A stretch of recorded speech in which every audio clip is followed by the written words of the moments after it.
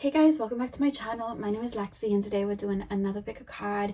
Today's pick a card is what would a tarot reader say about you? That tarot reader being me. So if someone who knew you guys came to me and was like, what's going on with them? What's the deal with them? What makes them tick? You're basically going to be seeing what I would say about you guys. And we'll see how deep we can go, see what comes through. But yeah, I'm excited to do this one. So we have 4 crystals for you guys to choose from. Pile number 1 is the citrine. Pile number 2 is the pink moss agate. Pile 3 is the blue kyanite. And pile number 4 is the green aventurine. So see which crystal you guys are drawn to. The timestamps are going to be in the description box as usual. And I shall see you guys at your timestamp. Hey pile 1, welcome to your reading. So we are taking a look at what a tarot reader, aka myself, would say about you. So you guys chose the citrine crystal. I'm going to start with tarot and then we are going to move on to your oracle cards. So let's get straight in. So pile number 1, please spirit guides, tap me into the collective of my pile number 1s. Tap me into the collective of my pile number 1s, please. Tap me in to the collective of my pile number 1s. What would a tarot reader say about my pile number 1s? I'm hearing Spice Up Your Life by the Spice Girls. I would say that if you were to enter pile number 1's life, it almost feels like a fiesta. It feels like a party. I feel like you guys make people feel $1 million. I feel like you hype people up. You pick people up off the ground. You lift people up. You help people see the brighter side in life. But what I would say is, you have such a duality inwardly to your nature. And while you shine this bright light out, you are also very aware of the darkness, which is why you choose to shine light.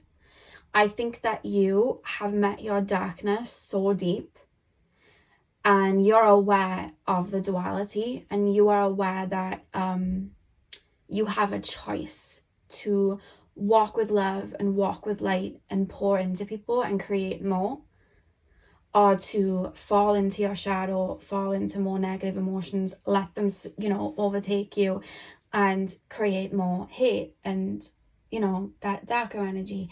And you choose light, but to choose that light and shine it out the way that you do, you have had to overcome such darkness. And I think that that would come as a shock to a lot of people that didn't truly know you and will come into me for a reading about you, because it's like the stars in the sky, they shine bright. There's darkness all around them though, and I think that you're a light for that reason, and you choose to see a light, even though I think sometimes maybe you battle with your own darkness, or you do go through a lot of heavy emotions and purge a lot of emotions. But it's whatever you're faced with, you, like I like to say, turn silver to gold. You alchemize it into light, and you choose to activate that light moving forward. But I think that people don't sometimes see the depth of where this actually comes from and why you do it. So let's get deeper. I would also say you're incredibly kind. And not that there's a difference. There's nice in the sense of like, sometimes that can be a little bit people pleasing. We've all been there, which usually is more attached to triggers in not wanting to change the mood, or trying to avoid conflict, or feeling like you just that's your role to be nice to people. But I don't think it's that. I think you're kind. I think that you genuinely move with pure intentions. You're kind. There's no motive or trigger behind it. It's like, I could choose to do, like in a world where you can be cruel, choose to be kind. I'm sure I hear that saying somewhere before. It's like Selena Gomez's song Kill 'Em With Kindness. Like, you just ooze a light that you, and it's something you choose to do. Pile number 1. What would I say about my pile number 1s? We have the Page of Wands. I would say you're more intelligent than sometimes people perceive. I think sometimes people project onto you that there isn't much else behind the surface. Like, you shine so bright and you lift people up. I think sometimes people think that that's all there is, because your light almost shines out and blinds people, where people are inspired by you and all of that, but they don't see behind that. And I think that behind that is so much wisdom, there's so much intelligence, that people almost, your light's so bright, it's almost like I'm putting my hands over my eyes, like I can't see where it's coming from, and why it's happening. You know, the sun shines, but many people on earth don't question why it shines. We don't question why it's there. We don't ask about the sun's story. We don't do that. We just sometimes take on the benefits of it. And I would say there's reasons to this. Like, there's such a depth behind, there's such wisdom, there's so much intelligence. And I feel like, again, with the sun, when it's up in the sky, it sees everything. The earth rotates, it sees every part of the earth almost. Like, you see so much more than you let on. And I would say, don't ever think that my pile 1s are naive, because they're kind, or they're too kind. It's like they know what they're doing. You know what I mean? Like, that's what I'd say. They're so intelligent. They know what they're doing. They see everything. Even if you're trying to cast shade, even if you're trying to do, like, they see everything. My pile 1s are so intuitive and intelligent. That's what I would say. You see all. And there's a calculated move behind everything that you do. But sometimes people get your moves wrong, because, like I said, you live in your own realm.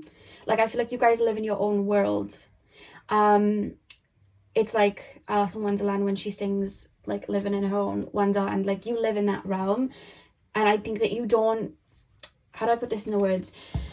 You're somebody that, you're in your own lane. And I think that sometimes people, I want to put this in a way so it makes sense. Because you're in your own lane, your own world, your own inner dialogue, it's so creative, it's so colorful, it's so bright, right? But there's also duality to it, where, like, you've really seen your darkness, you've really seen your depths. So that's where all of this wisdom is coming from. And I feel like you guys create a lot in just life, and I don't think you realize that you do it. Maybe you're constantly reinventing yourself. Maybe you create art, maybe you create music, maybe you're a bit of a nomad, maybe you to express yourself through style, home interior, things like that. And one thing I'll say about you is you're an innovator. Like, the sun activates a flower to bloom. You're an innovator, but I don't think you'd call yourself an innovator, because you create just to create. You create because it's your own realm and you express yourself through it. And I feel like, without realizing it, you influence people. You create you're very innovative. You make people think outside the box. You do things differently, and you naturally are a leader, but you don't approach, it's like your ego isn't attached to the word innovative. Your ego isn't attached to the word leader. So you're constantly leading people and speaking and commanding energy. You're constantly creating this world and moving through life, dancing to the beat of your own drum in your own little realm.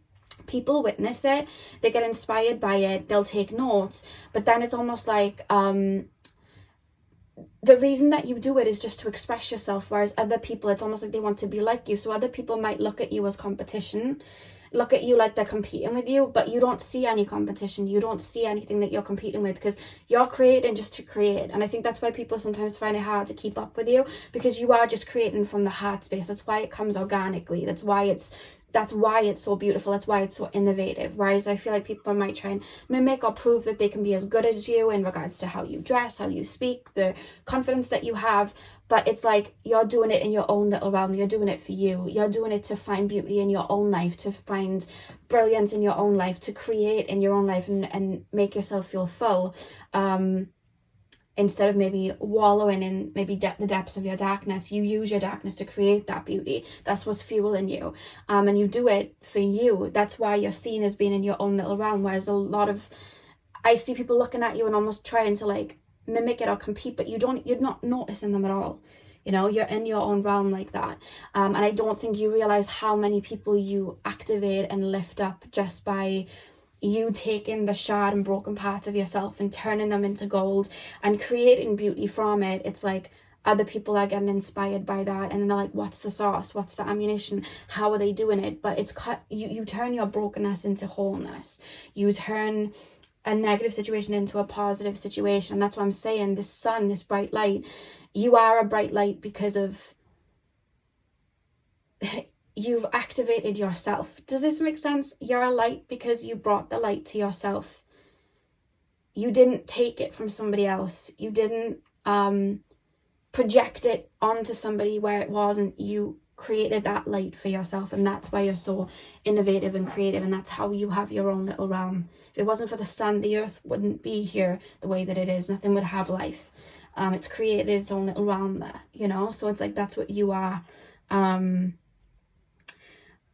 that's what I would say. So I would be like, my pile number ones have depth. They're not just, oh, I'm creating and I'm this powerhouse. They're not even moving through ego. You could look at it that way, because they've got a healthy ego. I would say, like, they're creative.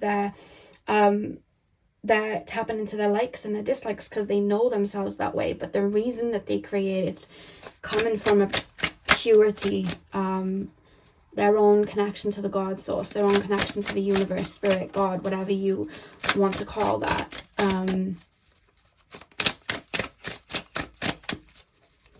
You're the type to plant seeds in the dark.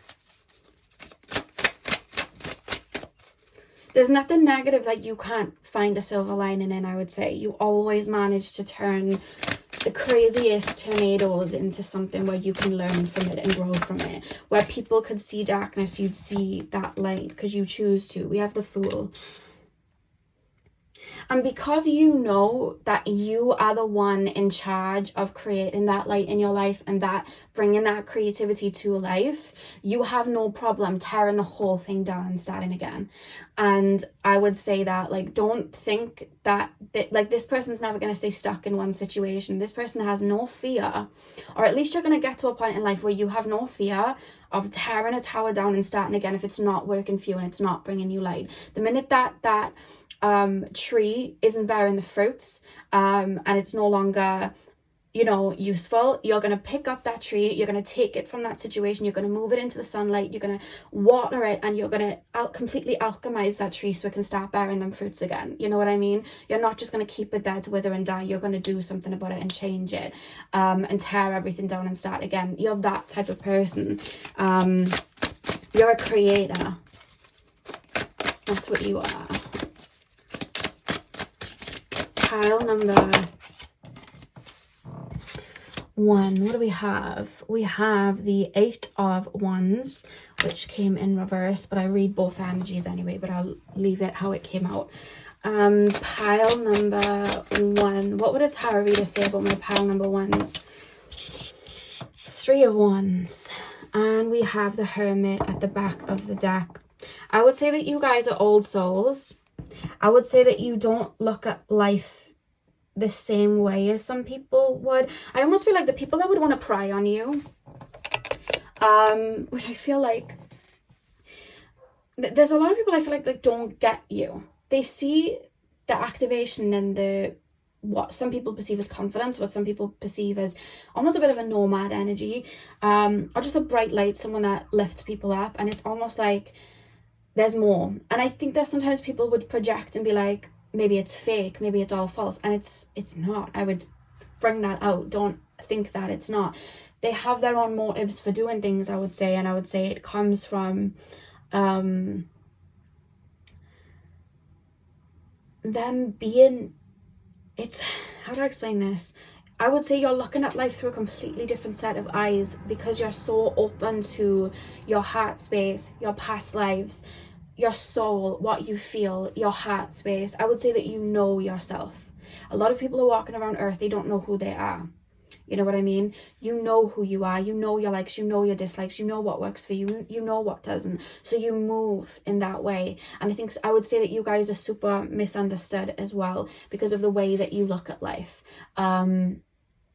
you feel very nomad type of energy, like philosopher energy. And it's crazy because I would say you can't really pinpoint you, because I see somebody at night and they're sitting there and they're going into like these deep thoughts of what life is, and it's almost like they're going through a bit of a crisis in their mind, because they're like, what is life, what do I want, you know, and then it's almost like bringing up triggers and fears, and I'm looking at it from an energetic perspective. So I'm cleansing out a fear of not being seen, or I'm cleansing out a fear of not fitting in, and it's a deep-rooted thing from past lives, and I'm clearing it, and I'm sitting there and I'm crying and it's out. And then after it, I'm going to bed, I'm waking up the next morning and I feel bright and happy. And now that I've purged that out, I'm inspired by what I've just cleansed. I'm inspired by this new perspective I've reached. I'm going to create art. I'm going to go and activate that in people. And it's like you almost do something and be inspired by that new level of perspective that you've reached the next morning. So when people see you, it's like, wow, that person's so inspiring. They're out here and they're singing about this perspective that they have, and they're writing about this perspective that they have, or they're just spreading it out energy-wise through like coding, you know, just passing it on. And then people look at it and they're like, oh my God, that person's such a ray of sunshine. But how you got there was through, you know, last night you just literally peeled skin off. Like you literally just rebirth. You literally fell to the floor, felt deep pain, cleansed it, brought it back to yourself, had a good night's sleep, and now people are seeing the sun. They don't see what happened behind that. They don't see the alchemy that just happened. And I would say you really want to get to know this person, because just seeing them from the outside, if you only see them as this bright light shining, you don't know them, because you don't know where it's coming from, and everything has a story. I would say you only see the tip of it, you know, like when the earth moves around, we only see a certain side of, you know, the sun, right? And we don't really get to go into like the sun's core or anything like that. It's too hot. We'd have to really alchemize ourselves to reach that. So we don't really see all of what the sun is, but the sun sees us all. The sun's the reason we're all here. So I would say that there's such a depth. I would also say that you're somebody that is constantly on the go, even if it physically doesn't look like it. I would say if you think, you know, my pal ones are in their home chilling out with their dog for like 3 months, and you think that's all that they're up to because they're not posting on socials or they're not doing this or that, don't project that their life is stagnant, because I'm honestly, energetically, they've been to a lot of realms, they've reached a lot of new perspectives. Maybe they've been creating art, you know, maybe they've been in their little chamber creating art or music off their own new inspirations, or maybe they've been doing some deep shadow work and intense work. The next time you see that person walk out of that door, they're not going to be the same person at all. And I would say, you know what I would tell people to do?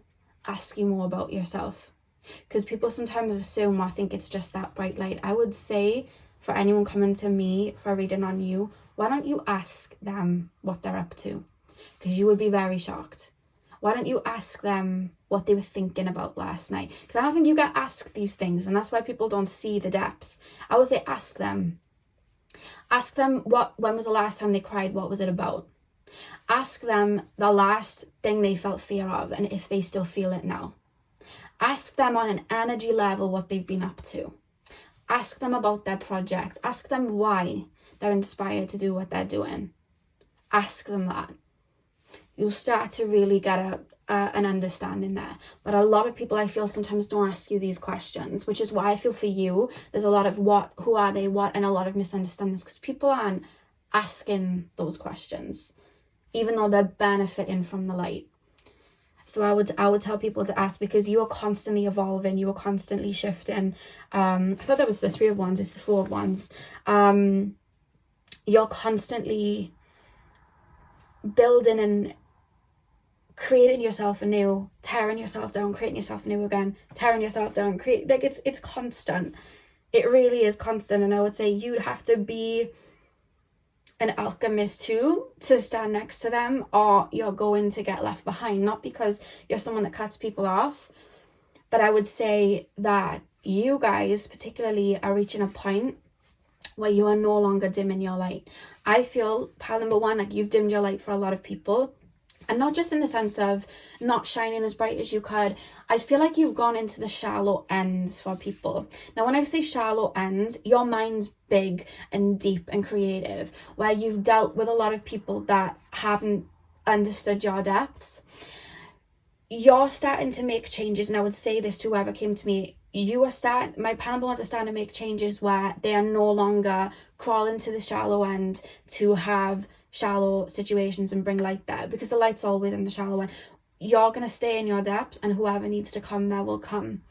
And I would say that if you don't hop on the bandwagon with them now and start really seeing them, they're going to be up in the sky. You're not going to be able to touch them. They're starting to return to that energy where they're not going into a different realm to help, to relate to somebody else. It's like, no, you relate to me. I'm always relating to you. You relate to me. You're starting to shift your ways so that you stay in a particular frequency. And the people that maybe have benefited before, they're going to miss the train. There's one final train. It's on its way out. So I would say if the person that came to me benefited from your light but didn't go as deep as you and didn't want to step into your world, they just had you come to their world, I would say it's the last train.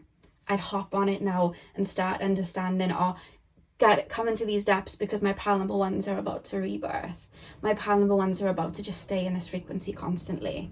I would say that because I see a shift in your energy. A lot of people want you to stay where you've been. I think a lot of people have benefited from your light. Yeah, but there's almost this feeling like you're about to leave. There's something big in your energy with the Fool here. It's like you're about to make, or you have been making a change which is now about to be felt.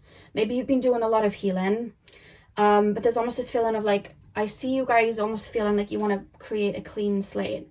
I'm seeing like loads of toys on a table, and it's like I'm clearing it off. I'm starting from the beginning again. So maybe you're about to cause your own tower moment and shake up your life, but it feels more physical.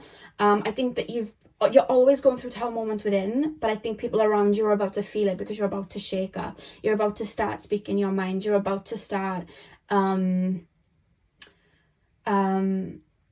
staying in that depth and stay in that. And if you can't relate, well, you can't relate. Like I need to stay where I'm at to admit this frequency, to meet more people like me, to meet more suns like me, more stars like me. It's like I need to stay here. And I think people are about to feel that. Yeah, so I would say to people, you're about to miss your train. If you don't know that side of them, or you haven't got to know that side of them, or you don't flow with them in their own depths, you're about to miss your train. That's what I would say.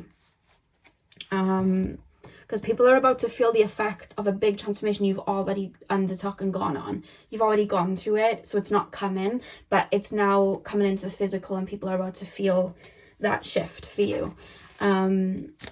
What else would I say about my pal number one, spirit guides?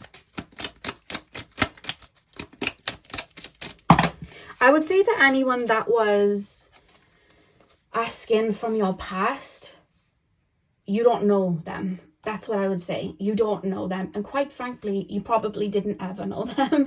I just feel like the more you grow and the more you understand yourself, the more that you're able to embody it. And I feel like for you guys, particularly pile one, I do feel like there are a lot of projections of what you are from people's perspectives, because they might not have understood you. I think a lot of people, if I was to tap into their projections and they were sitting in front of me and being like, pal one's this, pal one's that, I think I would very quickly be like, no, you're projecting. That's not what they are at all. Let's actually get to know their energy. Let me tell you about them. Because I think that sometimes people will project onto you. Because when you shine a light, you can cast it on people's shit. You know what I mean? So I definitely see that. And if someone genuinely felt that they were in competition with you, I'd be like, what competition? Pal one isn't in a competition with anyone. You're in a competition with, I don't know what. You're not in a competition with pal one. They're long gone. Like, they don't even... Are you sure they know you? Like, I would feel that way. You know what I mean? Because it's like I almost feel like you might... If I did a reading on other people, it's like you might show up in their energy. But if I do a reading on you, it's like... The only thing where other people would show up in your energy in that way is like maybe projecting onto you. Do you know what I mean? Like it's not the same. I would say that. We have unexpected income. We have child. I would say never to underestimate you. I would say you're calculated, but not in the way that people would think. And people may think that sometimes you may be calculated in a way of like doing things to again, be in competition with people, or doing things in a sly way. And no, it's not that. You are calculated, but you're calculated in regards to like your own heart and where you're shining your light. You know what I mean? It's like, if you think about it, the earth's calculated. It's raining in Australia, it's sunny in the UK, it's spring in the UK, so you know, it's calculated. The flowers are blooming, the sun is out, it's a new season there, whereas in Australia it's going into a completely different season, and it's, you know, it's been dry for a while, now we're raining, now we're, you know what I mean, now we're bringing the water in, so it's calculated. Doesn't mean it's wrong, you know what I mean, that there's a reason you do things. And I think that that's the thing about you guys, you're so full of wisdom, but with this child card and this bright light energy, people sometimes think that you are just shining your light to be kind, and oh, maybe there's, you know, it's almost like they don't see past that. So when they see that the reason you were doing something was for a reason, it's like, oh well, that person was a bit sly. No, you just underestimated them. You projected that they were maybe naive or maybe too sweet, but actually they're very bold, and actually they're full of wisdom, and they actually could see you maybe casting shade on them for a while. So they didn't just, maybe, let's say if you cut someone off, they didn't just cut you off for no reason. They were viewing you for a while, you know what I mean? And then they decided to make a change and maybe cut away from you. That's not being sly, you know what I mean? They were just one step ahead, and you didn't realize that, because I think that you are in a lot of instances one step ahead, and what puts you one step ahead is that people don't think that you would be as clued on as you were, because people don't ask the right questions. People sometimes project onto you and don't ask the right questions. Pile number... You have a drive and a passion that literally comes purely from your heart space. And I feel that's why you're able to manifest quite well, or you're able to always return to that heart space and choose light and radiate the way that you do, because you don't go chasing success or chasing money or chasing your happiness from like a negative ego base of, I'm doing it to prove to people, or I'm doing it for this. You literally do it because it's like, this is what's going to make me happy. And that's why you radiate, because it's a hearty energy shining out. Pile number... I would also say you're the one to watch, because I feel like you are someone that has it in you to make a lot of money. Someone that has it in you to make a lot of success. And the reason you have it in you is because it's organic and it's heart. It's coming from the heart. It's coming from an organic place. It's coming from you just creating light for you. Sometimes when we want something, we're doing it from ego. We can cause conflict and restrictions there because there's a frustration, and we may want it so bad we might not look at, is this really making us happy? But we can fall short. Whereas I feel like for you guys, it's like, no, I'm doing this because I'm doing it from a heart space. I'm doing it because of my intuition. So I'm flowing, you know what I mean? And I think that's why that kind of benefits you. We also have marriage and message as well. The back of the deck, I would say that you guys are very true natured as well, and I would say if this person tells you a compliment, listen to them. They're being truthful. If this person bigs you up, they're not just saying it because they're trying to people please. Listen to them. They see you. And I would say that my pile number ones, they know themselves deeply. They see you. They see your darkness. They see your light. They see you. They see your depth. Listen to them. I would say if you want advice, go to my pile number ones. 100%, because there's a genuinity here. And I would also say, if you're a friend to my pile number ones and you actually get to know them on that level, you have a friend for life. I would also say how loyal you are and committed you are to the people in your close circle. I would say don't hurt my pile number ones, because they genuinely move with love, and there's a loyalty here.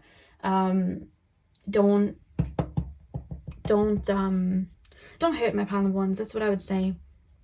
What do we have? Message. I'd also say don't hide anything, because I'm thinking of, like, you know, enemies with like the 7th house. I would say don't hide anything. Don't Spirit's always going to let them know the truth of something, or they're just going to peep the truth because they're intuitive as F. And I would also say if you have a crush on my pile number ones and you're trying to keep it cool, they know before you walked into a room. They could feel your energy. They know, because they see you, so they know when you like them. You know what I mean? They know. That's what I would say there. Yeah, the back of the deck, we have distant horizons as well. It's almost like you're right there, but you're not there for a lot of people sometimes, because it's the realm thing. It's the depth thing. It's like you're right next to me, but energetically, I'm speaking a different language to you. And I think sometimes that's made you feel a little lonely. You felt like, does anyone actually see me? And I think it's because I think people don't, there's a lot of questions you just don't get asked. I feel like it's hard sometimes for you to feel like you've had a full round, people have had a full rounded look at you, because people don't ask questions. You know what I mean? Like, if I was sat like with you, I'd ask you so many questions. I'd be like, what was your childhood like? What was this? What was it? I'd ask so many questions because I'd be so intrigued by your brain. But I feel like sometimes you've been surrounded with people that just didn't think to ask those questions because maybe they haven't reached those depths. Maybe they were focused on other things. And maybe that's why you felt like you were planted in the dark. You know what I mean? Like that star kind of energy. And I would also say that a lot of your earlier... I feel like if people from your past came to me, this is the thing, I feel like people from your past question you and would ask on a reading about you. But I think a lot of people from your past, you've had a lot of karmic connections, friendship-wise, and relationship-wise, where you've almost used these connections and friendships and relationships to learn about yourself. They've really mirrored maybe the darker part of you. And I would say that because I almost feel like if people from the past came, I would be like, you do realize you are mirroring feelings of unworthiness to them. You do realize you were mirroring a childhood wound with a parent to them. Like, there's a lot of that I would go into for specific people that I feel would want to ask about you. But the reason I'm not picking up people around you moving forward is I feel like the people you're about to... This is what I mean. You're clearing a slate. You're clearing things off the table, because I feel like the people that would come into your life moving forward, they wouldn't need to go to a tarot reader about you because they would ask those questions. And I think that's why I'm saying you're missing your train, because they're about to meet people that are like them. They're not going to need to go into the shallow end. That's why I feel the need to say to people, you're missing your train. Because people moving forward, I don't think they'd ask in a tarot reading about you. I think they'd ask you. You know? Interesting. Pile number one. What would a tarot reader say about my pile number ones? I don't know if red's your colour, but I keep seeing like red. I don't know if you're wearing red lipstick, or maybe you should. There's something about the colour red. It might be a colour that really pops on you. And remember, there's different shades of red. So if you're like, no, I wore a burgundy dress and it didn't suit me, there's lots of different types of red. Try different red. I don't know why I want to tell you that. There's something about the colour red.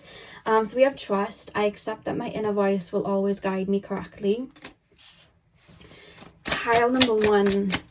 Please, spirit guides. Pile number one. What would a tarot reader say about my pile ones? We have worry. I am learning that worry doesn't change an outcome. And the back of the deck, we have guilt. I release any beliefs that no longer assist in my soul's growth. I would say, with the trust cards specifically, I would say that you are, again, I would say it again, you are in your own world, you are in your own realm, you're in your own little wonderland. You move through your intuition and you move through your heart space. And the reason sometimes people might not understand that is because they're not your heart, they're not your intuition, they wouldn't get it. And that's why you're wired a little bit differently. You're creating light for a life that you're building, not for the approval of other people. That's not going to make sense to some people, and that's fine. You're not meant to be understood by everybody, you know? And I think you needed to find your light in yourself first before you welcomed in other lights into your life. And I think that's a process you've been on. So I would definitely say that. I would say pile number one's always on a journey. Even if they're just walking, you know, or on a park somewhere, they're on a journey, they're on a quest.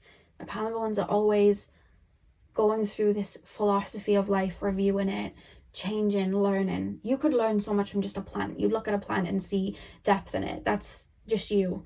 I would also say that sometimes you guys there's so much that goes on in your mind. I think sometimes you get plagued by your own worries in your own mind, anxieties in your own mind. Sometimes I would say you have a hard time with your own mind. And this is where I would say, reach out to my pal number ones now and again. Because sometimes, and I will say, and you're going to learn to step out of this, when you're going through these deep emotions, you go through them on your own. And you go through deep emotions. You go through deep fears that a lot of people wouldn't even think about. And you don't think to ask for help. You don't think to release it and talk about it. So you deal with it in your brain, and sometimes you can spiral. So I would say, for whoever came to me for a reading, especially the people coming into your life moving forward, I would say to hold space, because my pal number ones are constantly holding space for people. They don't realize they also need someone to hold space for them. So I would say, please hold space for my pal number ones and show them that it's okay to speak about what's going on in their mind. Because sometimes my pal number ones can sometimes feel a little bit crazy in their mind because there's so many thoughts. And I would say to please hold space for them, because they deserve that light and that understanding that they give out to. So I would definitely say that. And I would also say that you know, when I was saying you learn from connections and friendships and all of that, you know when you've been the bad guy. You know yourself so deeply. You know when you've been the bad guy. You know when you could have done better. So I would say to anyone that maybe wanted to project something negative on you, or remember when they did this, they know. I would say pal number one's reviewed it, they've cleansed it, they've healed it, they've worked through it. You know what I mean? I think sometimes a lot of people won't, they'll understand their own victimization, but they won't understand where they've been the villain. You understand both sides, to the point that sometimes you've been riddled with guilt. You've even been riddled with guilt in time periods when you've just reacted to someone being negative to you first. You know, so when like shoving rocks at you first, you've hit the rock back. They've sent about 10 your way. You only hit one back and you feel guilt about it. So you know where you've, you know, got hit backwards to. You know that because you've spiraled through the guilt and cleansed it too. So I would say my pal number ones knows themselves. You can't, you know, they grow through everything. That's what I would say. So pile one, that is what I have for you guys. I really hope that you enjoyed the reading. Hit the thumbs up and comment down below if you did. I'm sending you guys all of my love. I hope you have a beautiful morning, afternoon, evening, whenever you're watching. And hopefully I'll see you guys in my next video. So thank you guys for watching. Hey pal 2, welcome to your reading. So we are taking a look at what would a tarot reader describe you as. How would a tarot reader describe you if someone came to them for a reading on you? I couldn't get my words out then. So you guys chose the pink moss again. I'm gonna get straight in. I'm gonna start with tarot and then we'll move on to your oracle cards. So let's get in. So pile number 2, please, spirit guides. Pile number 2. How would a tarot reader describe my pile number 2s? I would say when you feel emotions, you feel them very deep. I would say that you guys are very highly sensitive, empaths, very clairsentient, and I would say that the way you look at life is through emotion. I feel like you emotionally connect to things. I would also say that you guys have really good memory, because I'm being taken, you may be my water pal, because I'm being taken to water, and with water holds memory. And it's very healing and soothing, and it can really take on a lot of baggage and, you know, alchemize that. I don't know why, I just want to keep saying it though. You've got really good memory, and I feel like you guys are very sentimental. It's coming through a little bit Cancer, like a lot of you guys may have, you know, some Cancer in your chart or in your big 3, or you just may have an abundance of it, but you don't have to. It's just what I'm picking up from you guys. So I would definitely say that you guys are very sensitive, which also is not a bad thing. It's actually a very powerful thing. And that's where I would say not to underestimate you, because you have like a purity there, and you are very emotional and you have a lot of empathy. I think people may look like, oh, vulnerable, naive, and I'm like, don't underestimate them. This is a very powerful thing that they have. A very powerful thing that they have. Pink moss agate pile, please, spirit guides. My pile number 2. How would a tarot reader describe my pile number 2? I would say if you want to get into my pile number two's world. If you want your pile number twos to trust you, I'm hearing gentle, very similar to like a shell. When there's, you know, a sea creature in a shell, we want to hold a space for them to make them feel comfortable. We want to let them know it's safe to come out, let them know it's okay to come out. So I would say to be very gentle. I almost feel a feeling of protection, because I think that you guys have strong healing tendencies, and I think that you guys just have a lot of love within you that I think sometimes draws in broken birds. And I would say that you've been burdened by other people's pain before, because it's like you've tried to help, and it's almost like you felt like you had to overextend your heart in places where you've almost been taken advantage of, because I think you've drawn in a lot of people that were drawn to your light, and it's almost like they've taken advantage and taken.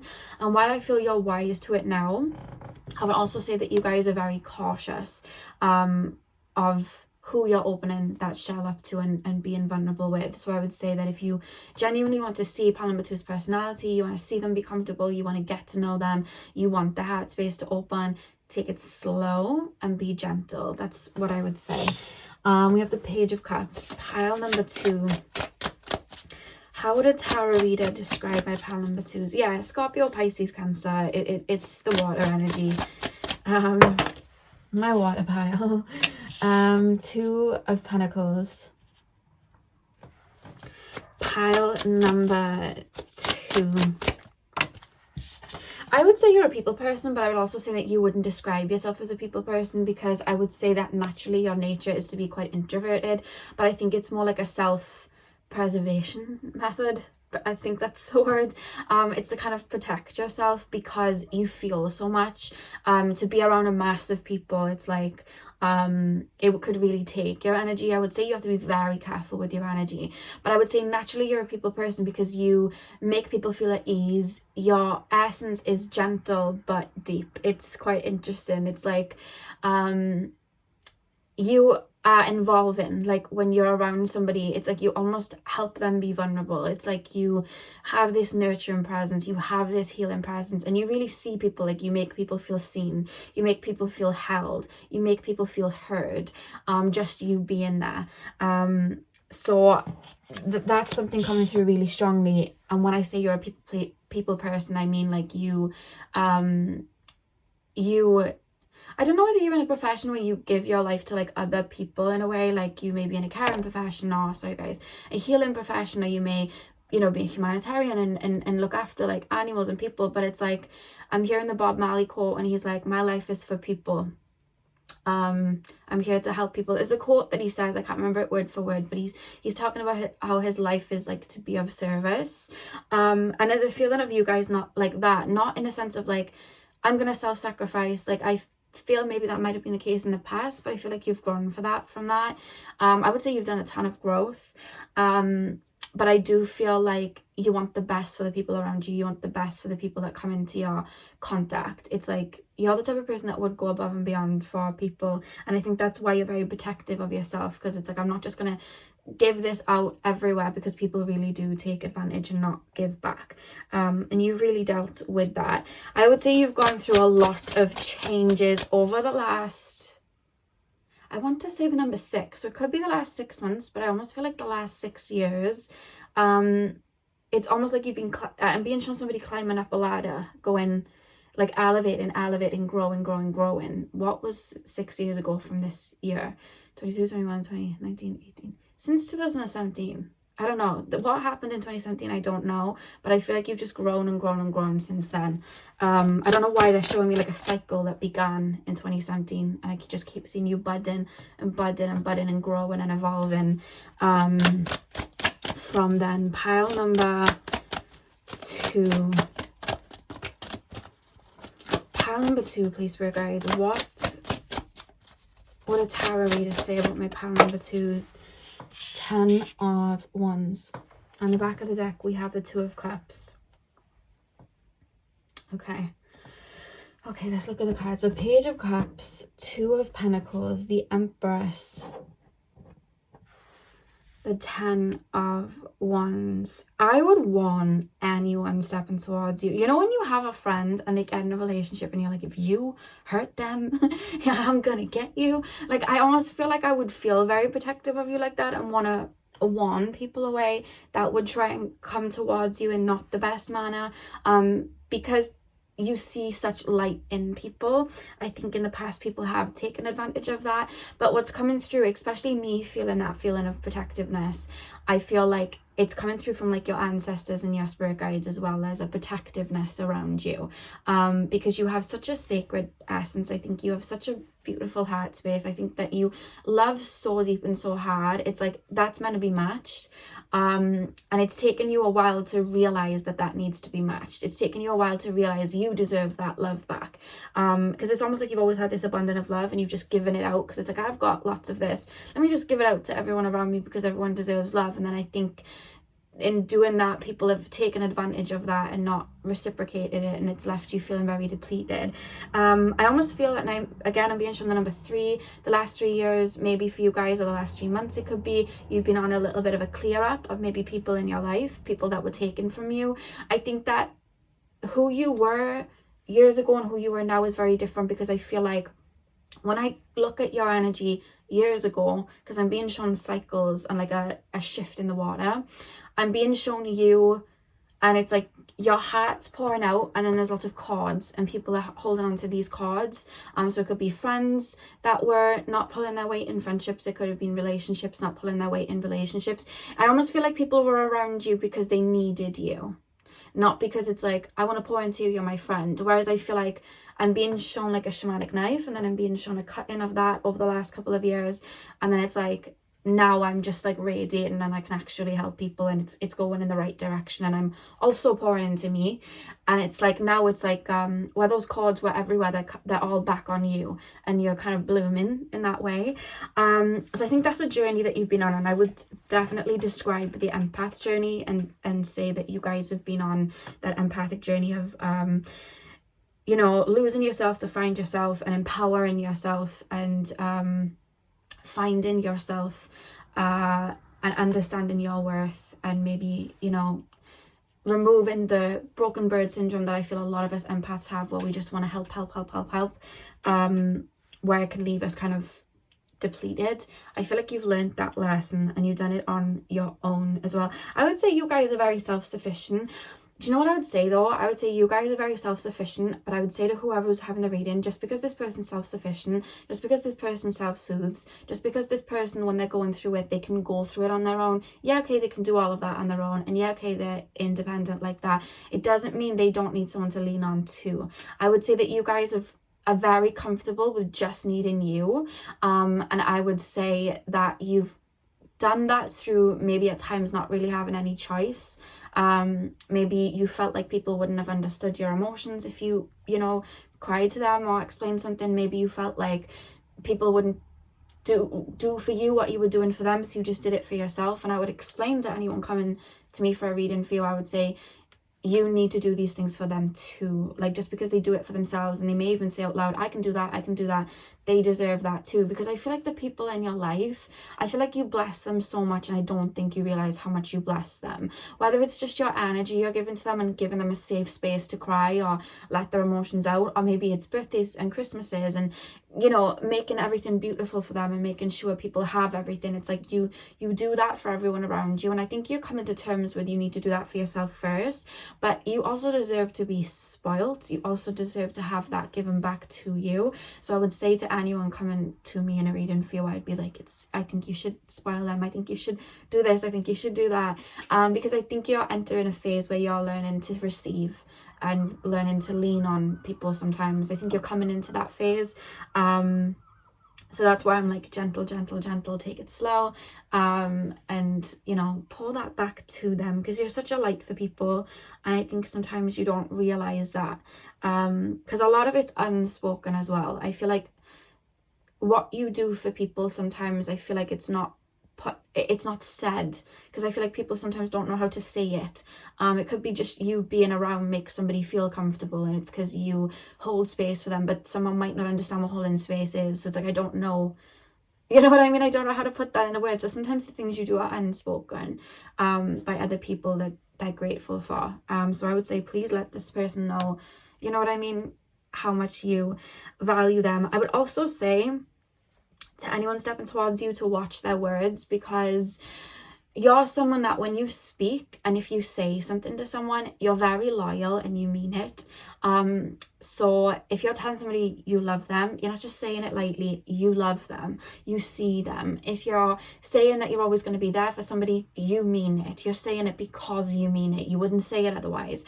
And the thing is, because you look at life through that lens, a lot of the times when we look at life through a particular lens, we expect other people to do the same. So other people, you know, I feel like in the past people might have said to you like, I love you, or I am going to be here forever. And it's like, you've taken that in as serious, because why would you say it otherwise? You know what I mean? And it's like, then people are kind of like broken your trust in that way because they haven't followed through with their words. So I would say, if you're going to say something to them, mean it. Don't just say things lightly, because they take everything in deep, and they're going to take what you're saying in deep. Don't just say things to them lightly.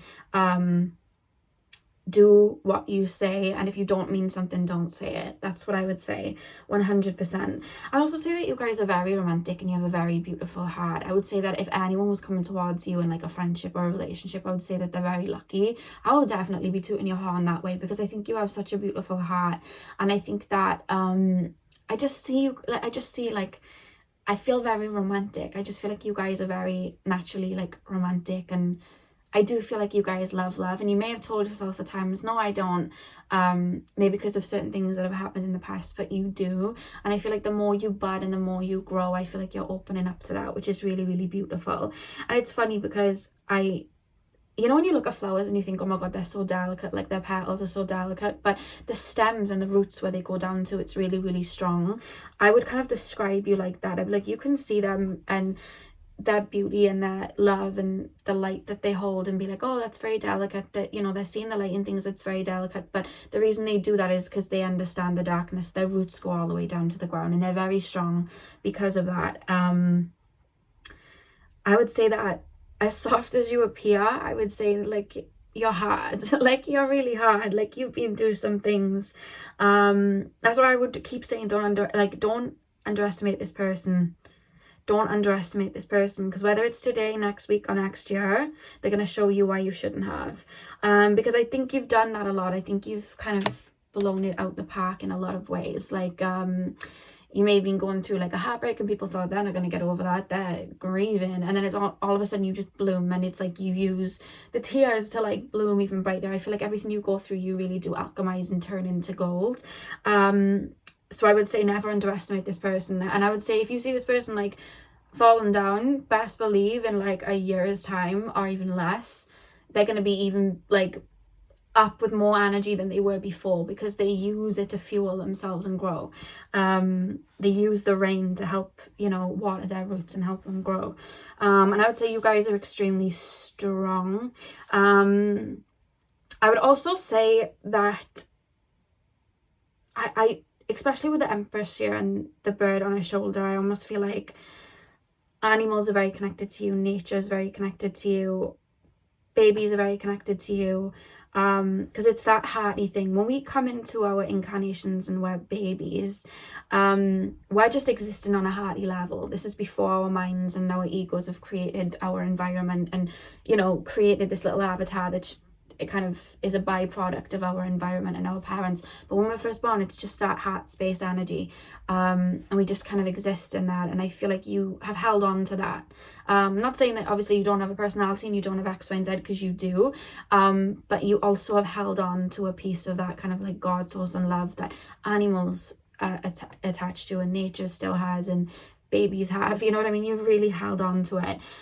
You never shunned that, and I think that's why that light is coming through, because you see God in people, you see the universe in people, you see the God source spirit in people. Yeah, and I would say that you're the type to like elevate someone's life, but in a way of like, I'm gonna push you to face your wounds, or push you to be vulnerable so that you can grow. I feel like you have that sort of essence. So I would say if you're not looking to do any inner work, if you're not looking to grow, pal number 2 might be a bit intense for you, because they're gonna spot little things and they're gonna kind of poke the bear without realizing it, because it's like, did you know you do this, or did you know you do that, or just your energy itself, it's like it brings things to the surface, because I do feel like you've got that healing nature. So I'd say if you're not looking to grow, don't be around my pile number 2s, because they're gonna help you grow.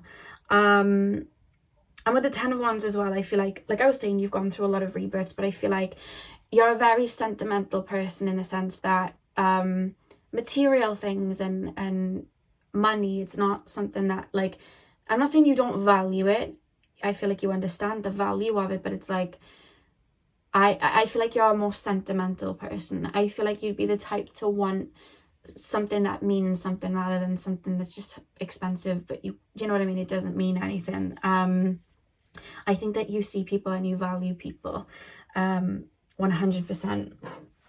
And I would say all of your connections that you have in this lifetime are, how do I explain it? They are on a heart level. Like, there's so much loyalty you bring to friendships and relationships. I feel like you really see people, and I feel like you're an all or nothing type of person, I feel, as well. You're either like in the shell, hidden, or you're, you know, it's open and then people see you, but it's like you've got to really hold space for it.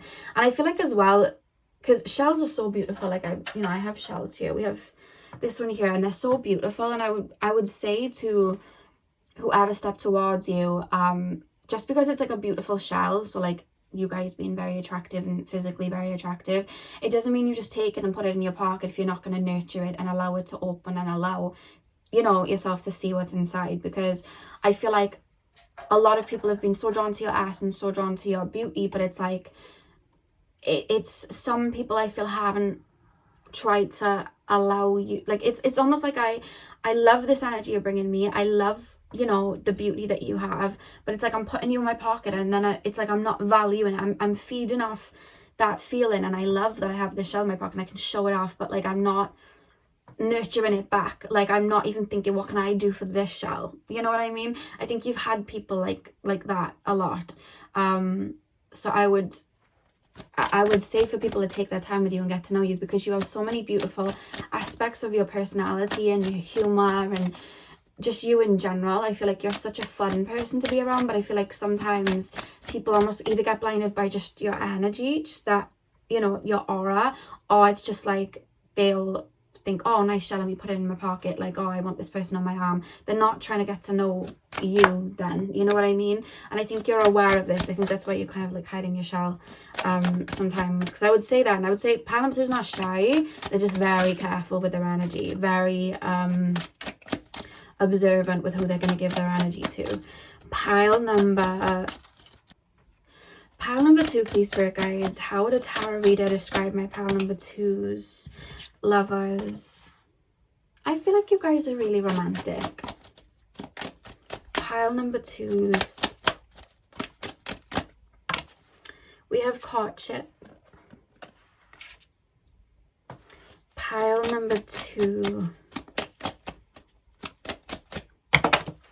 we have poverty, and we have distant horizons. And the back of the deck, we have main female. Okay, lovers. Yeah, 100%. Like do you know what it is? I feel like a lot of people that would ask about you in a tarot reading would be people that wanted to like court you, people that wanted to be in a relationship with you. I feel like they're the type of people that would ask about you, because there is a level of mystery from people that are outside of the shell, because it's like, how do I get in, what is inside? And I feel like a lot of people have with you guys fantasized about what it would be like in a relationship with you, but then maybe it never came to, you know, fruition. Or you've just had a lot of secret admirers like that, and you're just like, I'm staying in my shell, I'm staying in my shell. Yeah, and I don't know, I feel like you've sparked a lot of like love interests, I feel. And maybe it was people that just weren't ready for relationships at the time, but wanted to, you know, be around you. Or maybe it was people that loved your energy, but just didn't know how to make their way into the shell, or got scared by the intensity. Because I just feel like you're someone that, like, you're always leveling up and doing the work, and I just feel like you're really seeing deep into people, and I just think that's meant to be matched. And I think your light in a way has protected you. I think your light in a way has been your own little shell of like, stay away until, you know what I mean, you're bringing this back to me. I don't think you've realised that sometimes, but it has. Or maybe you have realised it. Because we have courtship here as well. Why did I not realise that when I was saying people that wanted to court you? Yeah, so with the courtship, it's like, I feel like a lot of people that would ask about you, and I think a lot of people do think about you in that way, like in a romantic way. What would it be like? And it doesn't even have to be romantic. It could even be like friendships, like, oh, what would it be like to be friends with that person? How would that person be? Because I almost feel like there's a contrast. Like, I feel like if people saw you out, you might be, like I said, it's like because I wanted to say you're not shy, you're just observant. So you may be someone that's very observant and keeps yourself to yourself. So then people are like, okay, like that person, you know, that person may be shy, or that person's this or that. And then they may see on social media you with somebody that you've already opened up to and you're close with. And you're like so hilarious on social media and so funny and so vibrant. And then people are like, how do I get that version? How do I get them to open up like that? And then they're thinking the next time they see you, you're going to be like that. And they're like, hey, and you're like, hi. And it's just like, they're not seeing it. So there's this feeling with these two cards, whether it's friendships or relationships, like, how do I get that? How do I get that? And it's like, slow, gentle, like take the time to get to know them. I would say anyone that you're like that with, they've taken the time to get to know you. Why do we have poverty? Why do we have poverty? I feel like there's nothing that you wouldn't do to help people, because I feel like you know what it's like to not have. You know what it's like to not feel loved. You know what it's like to not feel comforted. You know what it's like to have to do everything on your own. And I think that's what drives you to help people. And I think there's nothing that you wouldn't do to help people. Yeah, I would definitely say that. Your heart just feels like a warm hug. I just feel like your heart, almost two people, feels like I'm putting my arms around someone. Because you really do see people on a heart level. Why do we have distant horizons? I would say you're kind of like an ever folding rose, and I would say you're constantly shifting, and I think you're going to continue to do that. So I would say to anyone stepping towards you, this person's always going to evolve. The longer you know this person, the more petals are going to open. It's whether it's just them constantly evolving, or whether it's just you getting deeper every time you unlock like a new part. You know, when you play a game and you unlock a level, it's like this person's going to get brighter and deeper the more you get to know them. You're going to understand them the more you study them. There's so much to them that just knowing them for a couple of days, you're not going to know them. Like, there's so much that goes. I think you're so multi-layered. That's why I'm saying take it slow, get to know them, understand them, because there's a lot of layers, and it's like a multifaceted like diamond. There's loads of heads on it, so it's like there's lots of areas here. There's lots, and they're constantly growing. So it's like space. Like, space is constantly expanding. The universe is constantly expanding. Nature is constantly expanding. I feel like you're kind of like that. So it's like an endless supply of like new energies coming in for people to kind of explore with you. I would say if you get to know pile number 2s, you're never going to be bored. So let's pull your final oracle cards. Pile number 2, please, spirit guides. How would a tarot reader describe my pile number 2s? Change. I understand that nothing can grow or evolve without movement. Sorry for my creaky chair, by the way, guys. Pile number 2. How would a tarot reader describe my pile? Guilt. I release any beliefs that no longer assist in my soul's growth. A lot of you guys, I feel, are very connected to your mission in life. If you guys are connected to spirit, I would say you're very committed to your spiritual journey. You're very committed to following your heart. We have discipline at the back of the deck. I can accomplish what I set my mind to. If you're choosing to bring someone into your life, you cement them into your life. It's like, right, you're part of my life. You're part of the furniture. I'm cementing you here. So you're very loyal then. You see people as an extension of you. Even people that you're not close with, you see as an extension of you. I think that's why you guys don't... I don't see you guys being mean to people. Unless maybe in the past where you were wounded, you might have lashed out. I don't see it in this energy though. I see you looking at people like they're a part of me. Nature's a part of me. Animals are a part of me. But very much more so the people in your inner circle, it's like you're a part of me. So I'm going to be loyal to you, and I'm going to treat you well, and I'm going to do these things for you because you're a part of me. I feel good to nurture you. You know what I mean? You may have a lot of planets in your 7th house, because I just feel like there's an emphasis there. I feel like you really do see people as a part of you, and I think you learn through people as well. There's a lot of gratitude for people, even people that maybe you had to cut off. It's like, will you help me heal? Thank you so much.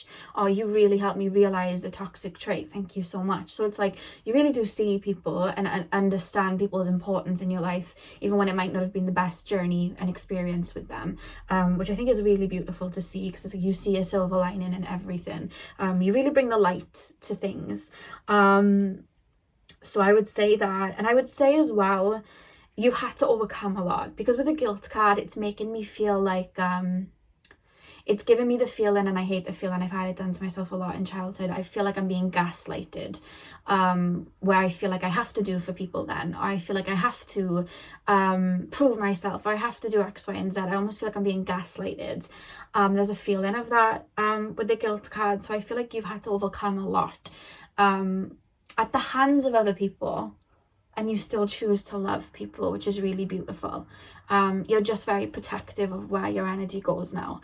And I would say if you knew this person from like 2 years ago, 3 years ago, 4 years ago, they're not the same person. They've changed. They're constantly changing. The wheel's constantly turning. If you're not in their life for 6 months, they've got a completely different mindset, a completely different direction, constantly evolving. That's what they're doing. You know, like a flower, the more it grows, it can see from a higher perspective. It's like that, which is really beautiful. So pile number 2, that is what I have for you guys. I really hope that you enjoyed the reading. Hit the thumbs up and comment down below if you did. I'm sending you guys all of my love. I hope you have a beautiful morning, afternoon, evening, whenever you guys are watching, and hopefully I'll see you guys in my next video. So thank you guys for watching. Hey Pile 3, welcome to your reading. So we are taking a look at how a tarot reader would describe you, how me, the tarot reader, would describe you if someone came to me for a reading on you. So I'm going to start with tarot, and then we're going to move on to your oracle cards. So let's get straight in. So pile number 3, please, spirit guides, tap me into the... I just shared the word colourful. I actually meant to say tap me into the colourful pile 3s. I was going to say that. So I feel like in regards to colourful, I feel like that's the way that you look at life, and I feel like you have a very rich inner dialogue and inner mind. It's like, you know, sometimes, you know, when you were to take like a psychedelic or something and you would see colours that you didn't see before. I feel like your mind's naturally like that, where you see things that other people just don't see. You see beyond the veil, which makes me feel like you guys may have strong mediumship abilities or a strong connection to spirit, but you just see things. You see beyond what people would like you to see. I feel like everybody kind of walks around wearing a level of a mask, and I feel like you don't even see the mask. You don't even acknowledge the mask. You see completely through. Strong empathic energy. You feel very much like an empowered empath to me. Pile number 3. How would a tarot reader describe my pile number 3s? I would say that you guys pass through very deep and very heavy emotions, because I feel like that's kind of like a natural state that you guys reside in. You could have a lot of 8th house placements, a lot of 12th house placements, a lot of 4th house placements, or a lot of Cancer, Pisces, Scorpio in your chart. I also feel like there's an airy energy to you guys as well. So Gemini, Libra, Aquarius, take what resonates. You don't have to have these signs. It's just feelings, like energy that I'm picking up. Because I feel like you pass through very deep emotions. You can take on very deep emotions. But one thing about you is they're very controlled, which almost feels very Scorpionic, like a fixed energy to that, you know, water energy, very 8th house. Because your emotions do feel very controlled. I feel like a lot of people wouldn't really see what goes on beneath the surface. And it's funny because I'd like to describe you as sensitive. I'd like to describe you as deep and emotional, but there's a thickness to it. There's a richness to it. I feel like to say emotional and sensitive, people would look at it in a way of, oh, well, they'll cry easily, and oh, they'll, you know, they're quite soft. And yes, you're soft, but it's different. It's deep. It's like, when I'm thinking of you guys in the essence of water, it's not the clear water that just evaporates. It's like the thick water with substance, you know what I mean, with like flavors added to it. It's like, if I was to describe you as air, then it's like not the clear misty air, it's like, it's almost like a fog, and you don't really know what's there, but you know beyond that there's like a whole world, but you can't see it because of the fog. I would say your inner dialogue, your inner world is rich, and because of that, you've learned to see in that fog, or you've learned to see in that kind of like thick water, that you're able to see through other people's, because a lot of people don't know themselves. This is a really kind of interesting way to look at it. A lot of people don't know themselves too much. If you think of the subconscious mind, it's like I always say, it's like when we do shadow work, you go into the murky waters. I always say that. So it's like with you guys, I feel like you've got to know your own murky waters. You understand that fog. You understand how to alchemize it. You understand how to control it in a way that works for you. Whereas I feel like because of that, you're also able to see, you have a talent of seeing other people's. So I think sometimes you see other people's shadow side before they've even displayed it. You see other people's darker side before they've even displayed it. It's funny because you and pal number 2 feel like the tail ends of each other, like the opposite sides, which is quite interesting. But yeah, we have the 5 of Pentacles. How would a tarot reader describe my pile number 3s? We have Judgment. How would a tarot reader describe my pile number 3s? How would a tarot reader describe my pile number 3s? We have the 5 of Cups. How would a tarot reader describe my pile number 3s? And the Queen of Pentacles. I feel like everything that you've gotten out of the mud. I would say that you don't fear loss all that much anymore. I would say anymore. And I would say that you guys don't fear rebirth. You don't fear a tower moment.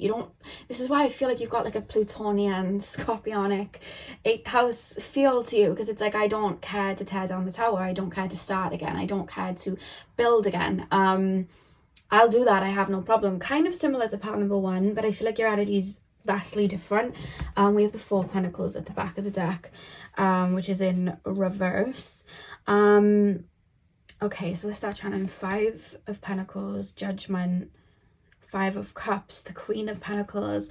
I feel like you've seen the ugly side of life at times. I feel like you've looked right into your own darkness, looked right into your own disappointments, looked right into kind of like the darker side, and it's almost like, through this I'm going to create light. Through this I'm going to grow a world that I want. Through this I'm going to create happiness. I posted a quote from a poem the other day on my Instagram. I can't remember the name of the poem, but you can head over and look. And the part of the poem that was highlighted, it's like, I'm going to rewrite this life, and it will be filled with so much love. It goes along the lines of that. And I feel like that's you guys. I almost just feel like, similar to pile 1, you guys can see the silver lining in a lot, but I almost feel like it's funny. It's like in the darkness you feel comfortable. In the darkness you get inspired to create light. In the rebirth you feel inspired to create change. You have no problem with change. It's like you have no problem with chaos. You have no problem with creating peace out of that chaos. A lot of people don't like change. They stay comfortable, but they don't get happy by that. They stay in comfortability, but they'll always ponder on a what if. What if I would have been with this person? What if I would have created this life? What if I would have chased that career? You guys don't have a lot of what ifs. And I would say that, like, my pile number 3s, there's a method to the madness. They have no what ifs. They don't live that way. You know what I mean? They're not sitting at home going, I wish I did this, I wish I did that. No. Because if they have a I wish I did that, they'll go and do it. It's like you have no desire for comfortability at all. In a way of like, when I say comfortability, I don't mean comfortability in yourself. I feel like you require inner peace. But it's like, to do that, I have to make myself uncomfortable to get there. I have no desire for the uncomfortability that's projected onto me, that I should have X, Y, and Z. There's a rebellious nature. There's an Aquarian nature coming through here. It's like I have no interest of just settling for this. I have no interest in settling for that. So I would very much say My pal number threes, there's a method to the madness. I feel like if you see them flipping something over, or if you see them going through a rebirth, or if you see them traveling and moving somewhere, or maybe cutting somebody off, there's a reason they're doing it. There is a reason to that. There's a reason they're making change. And I think on the outside, to a lot of people, it might be like, why are they doing that? Why are they doing that? But there's this freedom that I feel you guys have. And it's reminding me of the SZA lyric from Seek and Destroy. And she says, now that I've ruined everything, I'm so effing free. And I would say not to project so much onto you guys, because I feel like people will project onto you, or that person's just, you know, drifting about. That person's just kind of creating chaos. And I don't feel it's that. I feel like you are creating, you're learning, you're creating life. It's like what one person would see as like, oh my god, that's so scary, that would be so uncomfortable to, like, you know, like walk away from that person and start a whole new life, or travel and start a whole new life. And it's like, for you that's scary, for me I'm living in my truth. You know what I mean? And then you have a conversation with them and they're like, I wish I would have done this and that, and you're like, well, why didn't you then? Why didn't you do that? They're like, I can't, because it's that would be really uncomfortable. I can't do that. It's like, who said you can't? This is your life. And I feel like you live by that. And I feel like what may have caused that, I don't know if some of you guys may have had a not the best start in life, or you may not have had what maybe other people around you had, and there may have even been a moment where you kind of felt like out in the cold with that. There may have been a moment where you felt like, why can't I have this? Why can't I have that? But I feel like that kind of pushed you to create out of a level of authenticity, because a lot of the time when we're padded with cotton wool, we don't want to venture out of it. We're told it's not safe. But a lot of the time when we're not padded with that, and we learn through our mistakes, and we learn through our F-ups, and we learn through these certain experiences, we find our true authentic self. We rebirth and rebirth. We learn through ourselves. We find our true authentic self. And then nothing is really scary. You know what I mean? Because it's our minds kind of creating that. And I think that's why you have the judgment here with the devil and the angel, because it's like, I feel like what a lot of people maybe have been told what not to do in life, you've gone and done and learned through it. You may have had to like parent yourself in certain ways. So it's like there's this yearning for creating beauty and happiness in life in your way, because I feel like you know who you are, you know your authenticity, you know what's authentic to you, you know your heart space. That's why it's funny, because you have the Five of Pentacles here and you have the Five of Cups, and as you can see, she's longing to be in this castle, and here she's like longing to, it's the same castle but she's looking at it through the window, she's longing for it. But then here we have the Queen of Pentacles, so she's creating herself, and I just feel like you create through your own heart space, you create through your own uniqueness. I feel like you're constantly building and tearing down and building and tearing down to find who you are, to find your inner peace. And I think that's part of your journey, and that's what I would say to anyone that came to me for a tarot read. And I'd be like, my pal number threes are on a journey of self. They're on a journey of like an inner discovery. They're on a journey of what makes them feel happy. They're on a journey of what makes them feel empowered. And if they were to have so many things around them that it was kind of like given to them, they'd have a projected idea of what empowered them. They'd have a projected idea of what would make them happy, not actually their true desires. And because of that, they wouldn't, like, it's like a fish in a bowl. They don't know what's beyond that bowl because they're just in that bowl. And I feel like you're kind of like that fish that kind of went rogue. But I feel like it was all planned that way for you guys to learn about yourself and discover yourself and live a life of authenticity, so that you're not blocked in by projections and you're not blocked in by fear. And I feel like anytime that you've gotten too comfortable, I feel like either on a soul level you've done it, or you've just physically thought, I'm going to jump out of this. Or anytime someone's put you in a box, it's like, I'm going to jump out of this. And I feel like you guys are constantly shifting and changing because of that.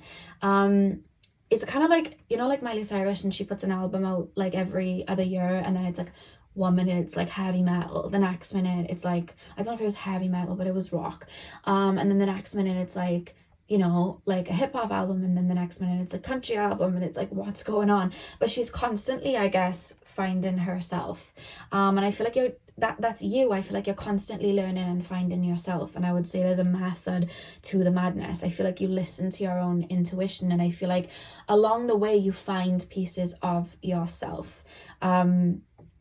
It's almost like people are in that castle and they're like all cuddled in, and they're like looking out, and they're like, oh my god, why is that person just running through the forest?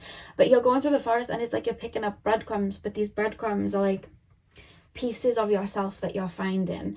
And I feel like through every kind of like tower moment, and the thing is, I don't even think you'd class it as a tower moment. I think it would be just you going through a rebirth, and it's like, yeah, that's just me. Whereas other people would be like, they're tearing down the tower. It's like, yeah, they're learning, they're finding, you know, new experiences, they're understanding themselves at their core again. Leave them to it. So I would say as well, for people to not take your moments of silence personally, to not take your moments of like rebirth personally, to not take your moments of, you know, you may fall off the grid, you may be completely interested in something else, or you may not be vibrating at the same level as you once were with somebody, because you're constantly changing. I would tell people to not take that seriously, because it's not really about them. They're just learning and discovering about themselves. And I would say that I feel like because of that, you see people, you see layers to people, you see people's darkness, you see people's light, you see people so deeply, because you understand yourself and you see yourself so deeply, which I think is really, really beautiful. But yeah, I feel like I would say that you guys are super psychic. I would say that you guys are super clairvoyant. I would say that you guys have a very good connection with the spirit realm. I would go so far as to say some of you guys have a strong mediumship abilities. It wouldn't shock me if you guys lucid dream a lot as well, or remote view. I just see you guys being really, really good at that. I also feel like you're an old soul in the sense that you've had so many past lives. And I would say I feel like this is more like a guidance reading in a way as well, because I would say as well, it's funny because when I tap into you, it's like I'm following my intuition and I'm following my soul, and it's like you're trying to find what your mission is, or find what you're supposed to be doing in this lifetime. And it's like that could be attached to career, and that could be attached to career now, not Korea the country, your work, career. That could be attached to partners, that could be attached to a place, a destination. But I don't think you're ever going to find the career or the destination that really fills the void, because I think what you're going to learn in this life, and I feel like this is more guidance, it's just the experience of life and you learning, and I feel like you may go through different careers in this lifetime, or add to the career that you currently have with different avenues, because you're here to discover yourself. It's a big inner journey you're on. I would say to anyone coming to me for a tarot reading that you guys need a lot of freedom, and to give a lot of freedom. And I would say that you guys are super loyal and you have a lot of love for the people in your life. But I would say that to anyone coming to me for a tarot reading, I would say it may differ to what you look at as loyal, or what you look at as having a lot of love for someone, because I feel like you're able to detach in a way where you have a lot of love for someone, but you don't need to be at their beck and call. And you are somebody that's very loyal, but loyal in the sense like they may not be around, but you defend them and defend their name. You're loyal in the sense that you would like do anything for them, but you also have your own life. You're not gonna like bend over backwards in that way. And I feel like other people's version of loyalty may not be that. Other people's loyalty may be that they want you at their side all the time, and that's just not you. I feel like you are sometimes a little bit of a lone wolf, because it's like you're always on an adventure. And I feel like the people that look like you on the inside are able to keep up, but then I do feel like you've had certain friendships and people that like haven't been able to keep up, or haven't been able to get close because of that, and I feel like they might have taken it to heart. So I would tell whoever came to me for a reading, don't ever take that to heart. They're on their own journey, they're on their own experience. I would say that you guys are, again, I feel like you guys are highly empathic, but I feel like you have very controlled emotions. You may have even passed through time periods where maybe your emotions weren't as controlled, but I feel like that's the beauty about you. It almost, do you know what I tap into? It's hard to really pinpoint how to read you, because you've had so many lives in this lifetime alone. Like, it's wild how much you've rebirthed. It's like you could probably relate to every single pile I'm gonna do. because I feel like you're so multifaceted and you unlock all of these sides to you. That's where I feel like people see you going through tower moments, but you're not really. You're unlocking new parts of yourself. So people are like you could have your hair really long, and then people could be like, why are they cutting it? They've just taken all of this time going it long. And it's like, yeah, that was an era. They're in a new era. That's still a part of them. You know what I mean? Like, you could have been someone that was really given, maybe over-given at times, but that was an era that you learned from. You've grown from it. And then people are like, why have they changed so much? And it's like, that person that was given, it's still there. They've just added to it and learned. I feel like you're unlocking all these sides of these diamonds where people are almost like, why are you doing this? Why are you leaving the castle? It's nice and comfy in here. Why are you doing this? Why are you changing? And it's like, they're still the same person. They're just adding to it. They're just adding a fresh set of eyes. They're growing. They're evolving. They're constantly doing that. And that's why I feel like you need space, because it's just like, there's a lot of rebirths where a lot of people that wouldn't get it would think, why are they tearing down the tower? And it's like, it served its purpose. I also feel like any tarot reader that tried tapping into you, they'd have a really hard go of it. Like, I feel like they'd find it quite hard to read you, because I feel like it's I'm here, now I'm here. Am I this person? Am I this person? Am I this person? It's like different masks going on. And it's not that like it's a mask because you're pretending to be someone. I just feel like you're constantly experimenting and growing and learning through every experience, learning through every painful experience, learning through every person in your life. And you up level that way. And it's just really, really interesting. And I don't think what someone could look at that you go through and think, oh, that's so painful. Like, what, you know, I can't believe they've gone through that. It's probably endgame now. You just rebirth through it. I almost feel like every time your back's against the wall, you come back even brighter. I feel like that kind of fuels you. I also feel like your biggest breakthroughs have come from hitting rock bottom as well. So that comfortability, it's like, yes, you want your inner peace and your happiness. I feel like you search for that. But I feel like the comfortability of other people's projections of comfortability, which is like staying in between like four walls, I don't feel like that's for you. And I would say it's not them being reckless. That's their mission. That's what they're here to do. They're here to learn and evolve and grow. And I just think that's so interesting. So let's get a bit deeper. You can't have a dialogue that rich and not have psychic abilities because of how much you've unlocked about yourself. Like, your inner world is rich, it's deep, there's colour, there's stories. You're the type of person to see a story in everything. See an abandoned hotel and see the story in it. Like, you could create a novel off of just walking through an abandoned hotel and create stories of like, in this room this happened, in this room this happened.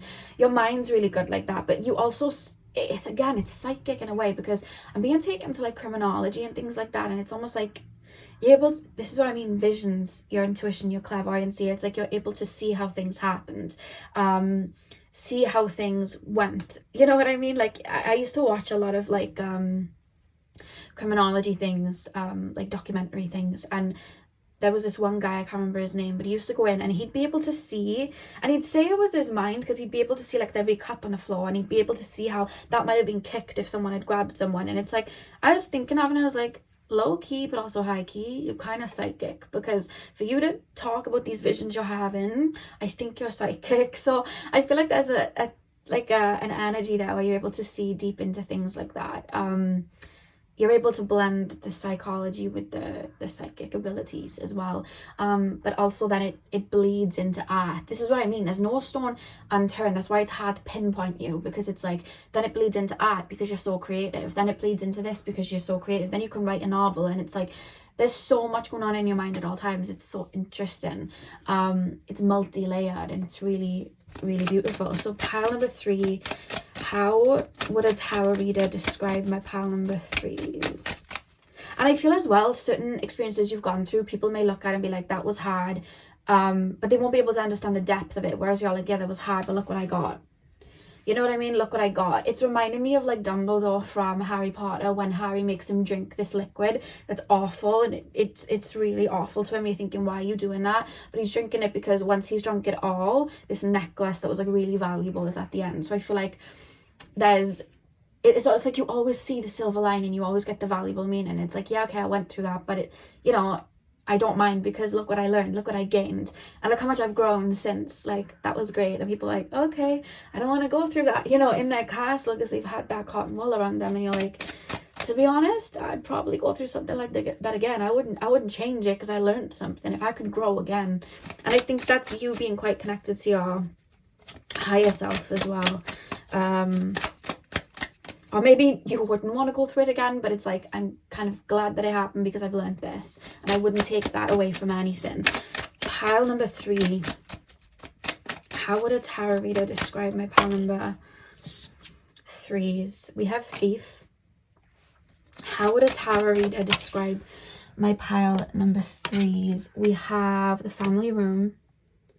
How would a tarot reader describe my pile number 3s? I would just describe you as so unique. We have Thoughts, and we have the Toil and Labor. It's funny because you feel fixed, like your energy feels fixed, like Scorpionic, Aquarian, but then it's almost like the minute I pinpoint something, I rebirth. So that's where I pick up the Pluto energy, but then it's like, then I think of mutable energy like Gemini and Sagittarius, and you know what I mean? Pisces and Virgo. Like it's like the minute I pinpoint something, I fixate on it until I rebirth, and then I rebirth into something else. It's really interesting. We have Concern at the back of the deck. Do you get a lot of people saying, I think you need to settle down, or I think you don't need to read too much into things? I would tell people to not say that to you at all. I think you get a lot of projections onto you. Like, I don't think you should be this way. I think you should be that way. Or I don't think you should. And it's almost like, as well, there's versions of you that people remember, and then it's like they hold on to it, and then when you act a different way, because you've grown, it's been 5 years, you've grown a lot in that time, it's like people don't quite understand that they're holding on to something, that they're holding on to a shell that isn't there anymore. I would tell people not to put you in a box. I would tell people not to put you in a box. You're constantly gaining new information and evolving, and I just think you're on your own journey, and I think it's really beautiful. And I would say to anyone that was in your life, I would say you're so valuable to have, and just the way that your mind works, the colors that you see, the depth that you see, I would just say that you guys are so valuable in so many different ways, because I feel like you have knowledge on like different subjects. I feel like you've lived life, you have stories. I feel like you would make the best grandparent, and I know that sounds really weird, but like the thought of like you guys having grandkids and then you just explaining your life, oh my god, there should be like autobiographies, because it's like your life, you know, like some people's lives are in halves, where it's like this happened at this area of my life, and then this happened at this area of my life. I feel like it's like, this happened from age 0 to 5, this happened from age 5 to 9, this happened from age 9 to 15, and it's like one part of it's like a romantic movie, the next part of it's like a thriller, the next part of it's like a what other movies are there? An action movie, the next part's a sci-fi. Like it's like each area of your life, it's like, wow. I just feel, I don't know why, I just see grandkids like listening and just being like, wow. So I don't know if you guys write books or write novels or something like that, but you might at one point, or you might, your life might inspire your grandkids to write, or even your children to write a movie or write a book or something like that, because I just feel like there's so much, I just feel like you guys are so valuable in what you know and how you see things. And I just feel like as well, you guys might be good like storytellers, and the way you describe things and the way you word things, or the way you write things and make music out of it. I just feel like, I don't know, I just feel really interesting.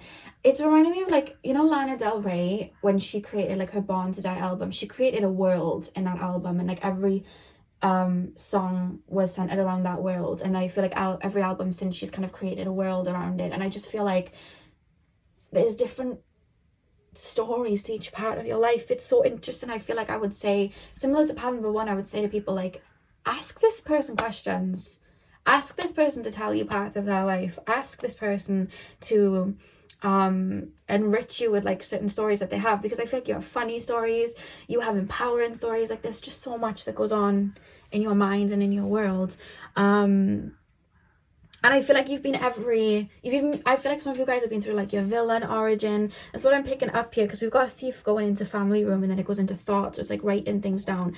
And I just feel like you've been every every character at different times of your life. I just think you're so colourful and deep and cool. Like, I just think you're really cool. And I think you guys think outside of the box. 100%. Why do we have toil and labour?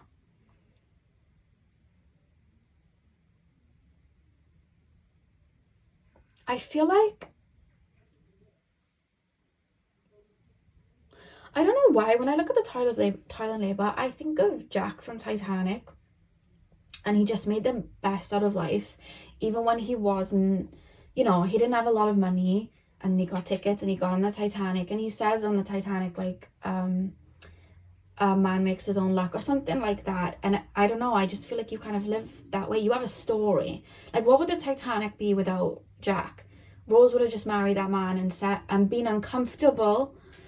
Oh my God. See, Rose, if Jack wasn't on the Titanic, Rose would have married that man and been uncomfortable for the rest of her, been comfortably uncomfortable for the rest of her life and kind of pondered. But then Jack kind of like changed her world around because he was so like, F comfortability, like, we're gonna move and bounce about and we're gonna make our own luck. And I feel like you're Jack, you know what I mean? And he saw stories in people because he used to he used to draw pictures of people in his little sketchbook and draw things and paint things. So he had his whole story in his little satchel. Oh my God, you guys are Jack from Titanic. I would tell people you guys are Jack from Titanic. That's what I picked up from that. It's like you guys you're creating your own world and your own luck. And it's funny because at the back of the deck we have concern. So I feel like people that feel that they have to kind of, and that may be their life path. It's not to shame people that live a very structured life. That may be their life path to live that way. And that may be their mission. But I feel like they may project onto you in the sense of like, you shouldn't be doing that. You shouldn't be doing that. And it's like, no, this is my life. I enjoy this. It's really interesting. Pile number 3. How would a tarot reader describe my pile number 3's final cards? How would a tarot reader describe my pile number 3's? We have death. I'm learning that endings are merely beginnings. Guys. Literally. It's just like the death of something is a new beginning. The ending of something is a new beginning. I end a book to start a new novel, to be enriched with new colours. Like, we cry for a moment and then we alchemize it. It's really beautiful. And we have humour. I choose to focus on the lighter side of life. And I think you guys choose to do that because you've seen such depths and you've seen such darkness. It's like, I'm going to focus on the light of it. I'm going to focus on what I learned from it. There's always a silver lining. I think that's you guys. I think you have a lot of inspirational messages to put out there. It wouldn't shock me if you guys were like motivational speakers or something. Really interesting. The back of the deck, you have acceptance. I'm learning to accept the things that I cannot change. I'm learning to accept the things that I cannot change. I feel like that there was a time maybe where you held on to the tower, or you held on to what you thought like people had projected, like, this is going to make you happy, and I think you might have held on to it. Like, I really want that, whereas you're here to create your own version of it. You're here to build your own castle in a way that works for you, you know what I mean? And I think that's part of your journey, is creating that heaven on earth for you instead of following a blueprint of what other people are telling you heaven is. And that's what I would say to whoever came for a tarot reading. Like, don't try and put them in a box. Don't tell them what to do. They're here to literally create their own castle, not to follow your rules. So I would say, like, there's a method to your madness. There's a method to the rebellious nature that you have. Yeah. I would also say that you guys as well pass through a lot of seasons rapidly. The way that you evolve. Yeah. So pile 3, that is what I have for you guys. I really hope that you enjoyed the reading. I did have a little trouble reading you guys, but I hope I was able to do a good job of it. There's just so much depth to you. I feel like I need like a reading for each side of you. It's really cool, actually. I kind of admire that very much. So I hope you guys enjoyed. Hit the thumbs up and comment down below if you did. I'm sending you guys all of my love. I hope you have a beautiful morning, afternoon, evening, whenever you guys are watching, and hopefully I'll see you guys in my next video. So thank you guys for watching. Hey Palfo, welcome to your reading. So we are taking a look at how a tarot reader would describe you. So you guys chose the green aventurine. I'm going to start with tarot and then we're going to move on to your oracle cards. So let's get straight in. So pile number 4, please, spirit guides, tap me into the collective of my pile number 4s. Tap me into the collective of my pile number 4s. How would a tarot reader describe my pile number 4s? I'm being shown the 4 of Wands. We have the Knight of Wands. How would a tarot reader describe my pile number 4s? There's such a genuinity to you. You seem really fun. I would say there's no catch. Just sometimes people project onto you that there's like a catch to you just being fun or kind. There's this feeling like I want to say there's no catch. They genuinely are nice, like they're genuinely kind, like that's genuinely how they are. You seem like the type of person to really pick up people that are around you and lift up people that are around you. You also seem very funny. I feel like if I was in a room with you, you're the type of person to break the ice or just say something to break the ice, or if it wasn't breaking the ice and maybe being so out there, extroverted, if you don't relate to that, it would more so be making people feel comfortable, making people feel seen. Like I feel like you're the type of person where like if you could see somebody was shy or somebody was struggling, you'd go and help them. There's a genuinity to you. You feel like a helping hand. You seem really nice like that. I almost want to say like there's no catch. So I don't know whether people have kind of projected something onto you before, but that is kind of how it feels. Pile number 4, how would a tarot reader describe my pile number 4s? Tap me into the collective of my pile number 4s. 2 of Cups. How would a tarot reader describe my pile number 4s? I would say you're a people person. We have the 5 of Cups. And we have the 2 of Pentacles. The back of the deck, we have the 7 of Cups. I would say that you're a people person. I would say you may not even see yourself as a people person, but I just think people gravitate towards you. Even if you're like, no, I'm a proper introvert. Sometimes I think you don't have any choice. I see you walking into a room and people just seeing your warmth and gravitating towards you and wanting to talk to you, wanting to befriend you. Like I see that because I just feel like you give a warmth off, you give a genuine feel off, you give a kindness off, and I feel like the people in your life you really hype up. And this is where I want to say there isn't a catch. I don't know whether you've had friends that have almost projected onto you in a way, like, how do I put this into words? When somebody's in your life, you see them as an extension of yourself and you really hype them up. Now it's coming through in a fiery way, like a Leo, Aries, Sagittarius way. Like you give people advice, like really good advice to make them better themselves. Like how do I explain this? Like very similar to myself, not to toot my own horn, but like when I see my sister and I see, you know, my best friends, and I'm like, I saw this outfit and it's from this place and it was this much and you should get this because it would really make your eyes pop, and I saw this, and you know what I mean? I'll do that, and I feel like you guys are the same like that with your friends. Like you're very like, you should wear this, you look really good in this, or you should do this, I saw this and I thought of you. Like you're very like that, so you're very physically like involving and hyping people up and helping people kind of like better themselves. And I just feel like you're very loyal. And this is why I'm saying there's no catch. I feel like when there's been, let's say you've drifted from a friend, you both are vibrating on a different frequency, you know, you've kind of drifted away from each other, or it could be that like there was someone taking advantage of you, and then you've realized that they were taking your kindness and your genuinity for weakness, and then you felt like, right, I need to pull my energy back and cut off. I feel like it's more like old friendships. It's like people feel like, oh, well, you were using me, or you were just saying this, or you were just saying that. There was a catch to it. And this is where I want to say there was no catch. That's how they treat people in their life. They really big people up. They see the light in people, and they still see the light in people that they've cut off. It's just that if it's not valued, if it's not reciprocated, they're gonna pull away. Because I feel like you've had to learn that not everyone does that and has the most genuine motive. So you kind of make sure you're placing it where you need it. I feel like you've had to learn through experience to not read people. I feel like you can read people quite well, but I feel like you've had to learn through experience who deserves the light you're giving out.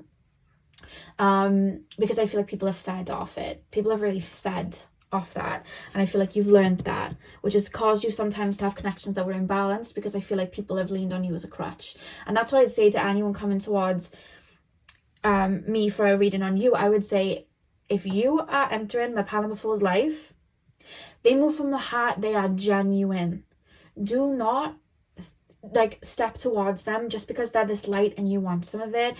How is your life? Do you feel like a light? Because if not, it's either going to be a case of it's going to become imbalanced because you're just going to feed off them, you're going to drain them, and it's going to end up with you probably being cut off, or they're going to have to remove themselves because you're not. It's like, it's reminding me of the No Face from Spirited Away. If you've never watched Spirited Away, there's a ghost called No Face, and he just like he kind of has to learn himself through other people, and he starts to just eat people, because it's like he's trying to learn about people and learn about life. He doesn't know who he is yet, so he kind of absorbs people and he just starts eating people, which isn't very nice.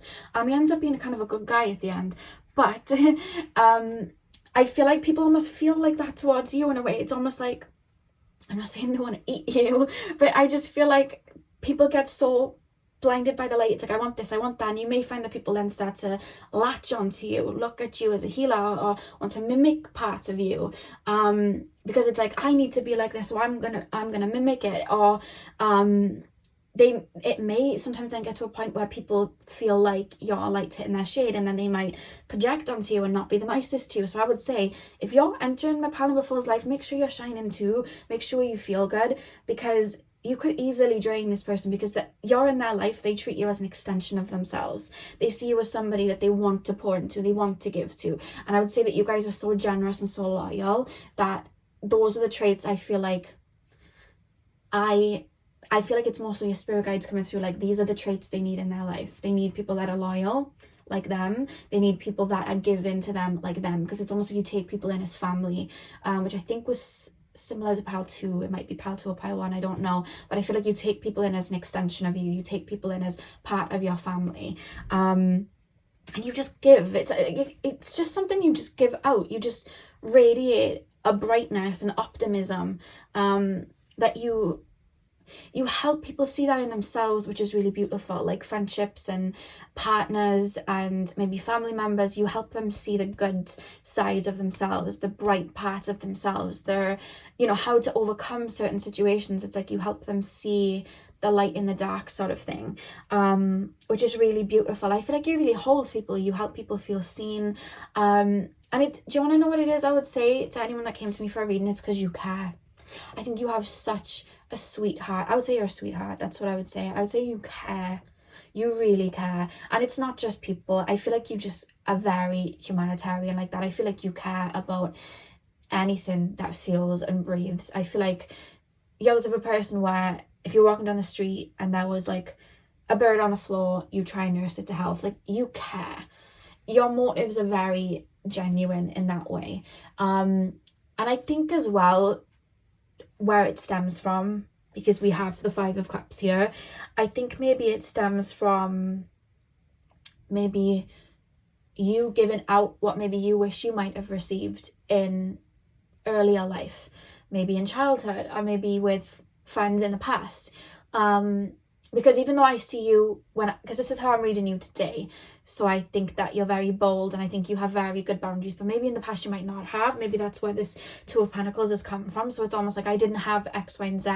I don't want to make people feel like I felt at this point in my life or this point in my life, and I recognize that this person has traits of that, so I'm gonna big them up and lift them up, and I'm not going to make them let them feel that way. I wish somebody stood up for me when I went through this. I'm going to stand up for that person, and I think that's why you care. You almost feel a bit like an activist in a way. You may do work in that way like an activist, or you may just be in a profession where you look out for people. I almost feel like maybe some of you guys may work as like teachers or like help in schools and stuff. I'm also being taken to like nurses and doctors and things as well. Just, you had pediatrician as well that just came in. But I just think that you care. And you want people to feel understood, and you want people to feel loved, and you want people to feel beautiful. And You're that type of person. And I would say that let them help you. Like, if someone came to me for a reading, it's like, you are the type of person, like I said, like, you'd see like a pair of shoes and be like, oh, these shoes would look good on you. It's like you helping them out, like, this would make you feel good. Like a certain food, it's like, oh, by the way, there's this, like, you're the type of friend to go and get the food for someone that they like, just because you know that they like it. I would say you're super sentimental, and I would say it would be nice for that to be returned to you too, for people to get things that you like and listen to you. So I would say, because you're very much a helping hand to people, I would say to anyone wanting to get to know you to listen to you. And listen to what you like and listen to what you love and repay that favor, because it would mean a lot. And maybe that's why, we're getting a bit deep now, but maybe that's why you may give so much in that way. It's like, I would have liked that for myself, so I would like to do it for somebody else. And I think that heals you to do it. But I would say, just because it heals them to do it doesn't mean that they shouldn't have it back. I think, you know, you should give that back to them. And I would say it's not about like spending loads of money. It's like a sentimental thing. I think you guys are very sentimental. I feel like if somebody gave you a present, you'd save it, you'd look after it, like, you'd really keep that. I feel like you're the type to keep photographs. They mean something, even if it's like with friends and stuff that you don't speak to anymore. I feel like you may keep images or hold it dear to you, because it's like, I learned a lot and I did care about you.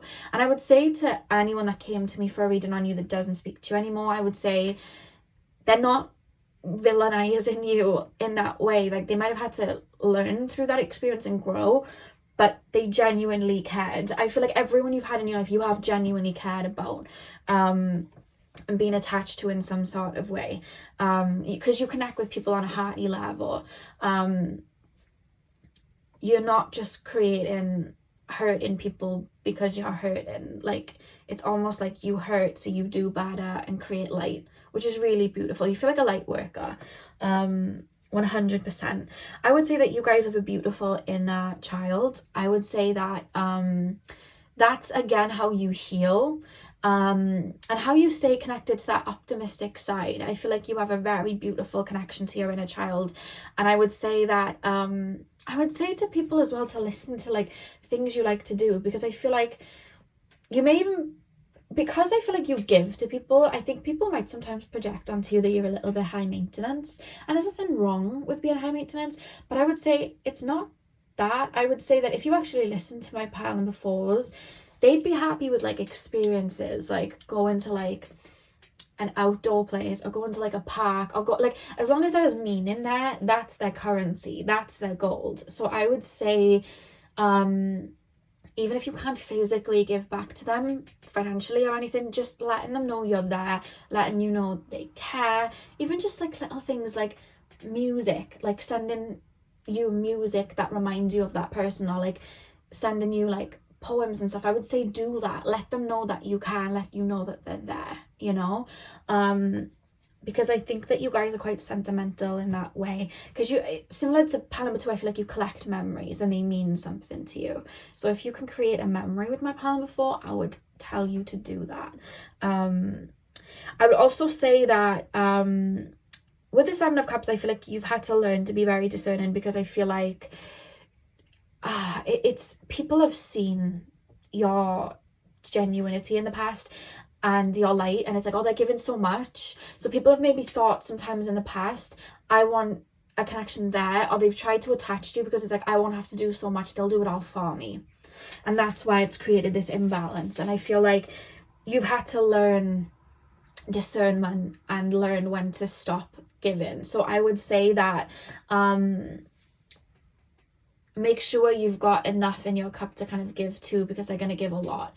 And if you're not, this is what I would say as well, if you're not up to being at my pile number 4 standards, please don't try and get them off their pedestal. Please don't say words to try and act like you're going to give them something and then not do it, because I feel like you've experienced that. I would say, unless you're ready, please leave my pile 4s alone, because you have such a light and such this prosperous nature.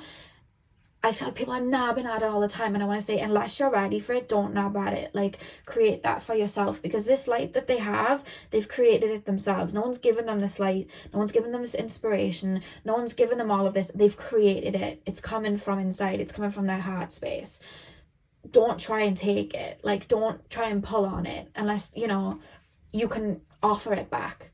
And it doesn't have to be in the same way, but unless you can balance them out, don't bother. Because I feel like people have known better at times. And this is the thing, you see the light in people. So I feel like you'll be like, oh, well, maybe I should have been more discerning. And yes, discernment is always good. And maybe that's a lesson you had to learn.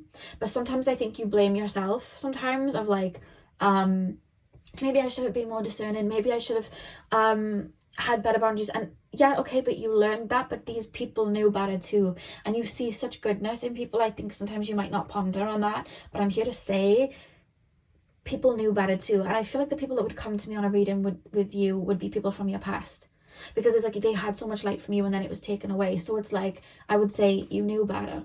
You know what I mean? And you know better than to pull on them. So if you were to come back, make sure you've done that growth. That's one thing I would definitely say.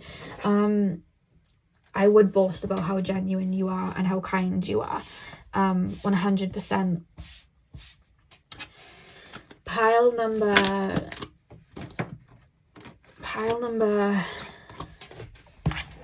Where's the card gone? Hang on a sec. Hang on, guys. Okay. I don't know if I've said it to you guys yet. I've said it for all the other piles. This chair's so creaky and I'm so sorry for the noises. Pile number 4. How would a tarot reader describe my pile number 4s? I would say the more you grow and evolve, the more bolder you get. The more you grow and evolve, I feel like you're going to put people in their place when they try and yank at you. I just see moths to a flame. Like, I know the flame's here, but it's almost like, do you get a lot of people run into your life and just like, oh my god, you're this, you're that, you're really attractive, or you're really fun, and oh my god, you're amazing, and it's like they pull on you until there's like nothing left. I feel like you deal with that a lot. Sorry guys, your cards went on the floor again.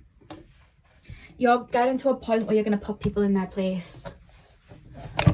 I know why the chair is creaky, is because I'm sitting on it backwards. Whenever I have it backwards, it creaks. And then when I put it forwards, it doesn't. I have no idea why. I don't get it. But yeah, I feel like the more you grow, the more you evolve, the more you're going to get much better at like looking after your own light. I would say that you guys are quite nostalgic. I think that you do think back to people a lot because your heart's there. I think that any connection you've had, even if it's something that might have hurt you, you genuinely cared. This is what I would say, like my pal 4s care. It's a blessing. We have unexpected income. It's a blessing to have you in their life. I would say that. We have journey. I feel like a lot of people know that too. But maybe they've benefited from you not knowing that. And that's where you're learning. And I think the more you evolve, that's how you get a lot more bolder. Pile number 4. I would say that you guys went through a time period where you knew that your light was attracting a lot of moths, so you hid your own light. But I would say once they start projecting that light out because they know their boundaries and they know to speak up for themselves and they know who to avoid, it's over for you hoes. Like, that's what I would say, because I feel like you've gone through a particular time in life where you hid.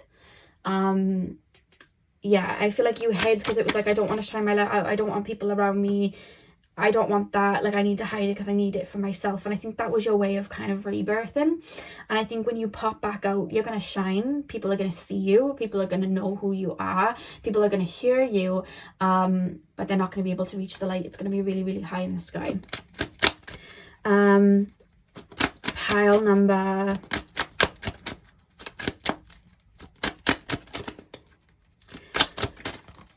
We have courtship. Pile number... I would say that you're very romantic. I would say that you love. You may have felt tainted in that for a while, but I do think that you do love. And I do think that you are romantic. We have family room, and then the back of the deck we have house. I feel like a lot of people towards you would, there's this feeling of, I feel like I've known you for ages. I feel like I've known you for ages. I would say the reason you feel like that is because this person's very connected to their heart space, their soul, and the higher realms. So the reason that you feel like you know them, you probably do. You've probably had a past life.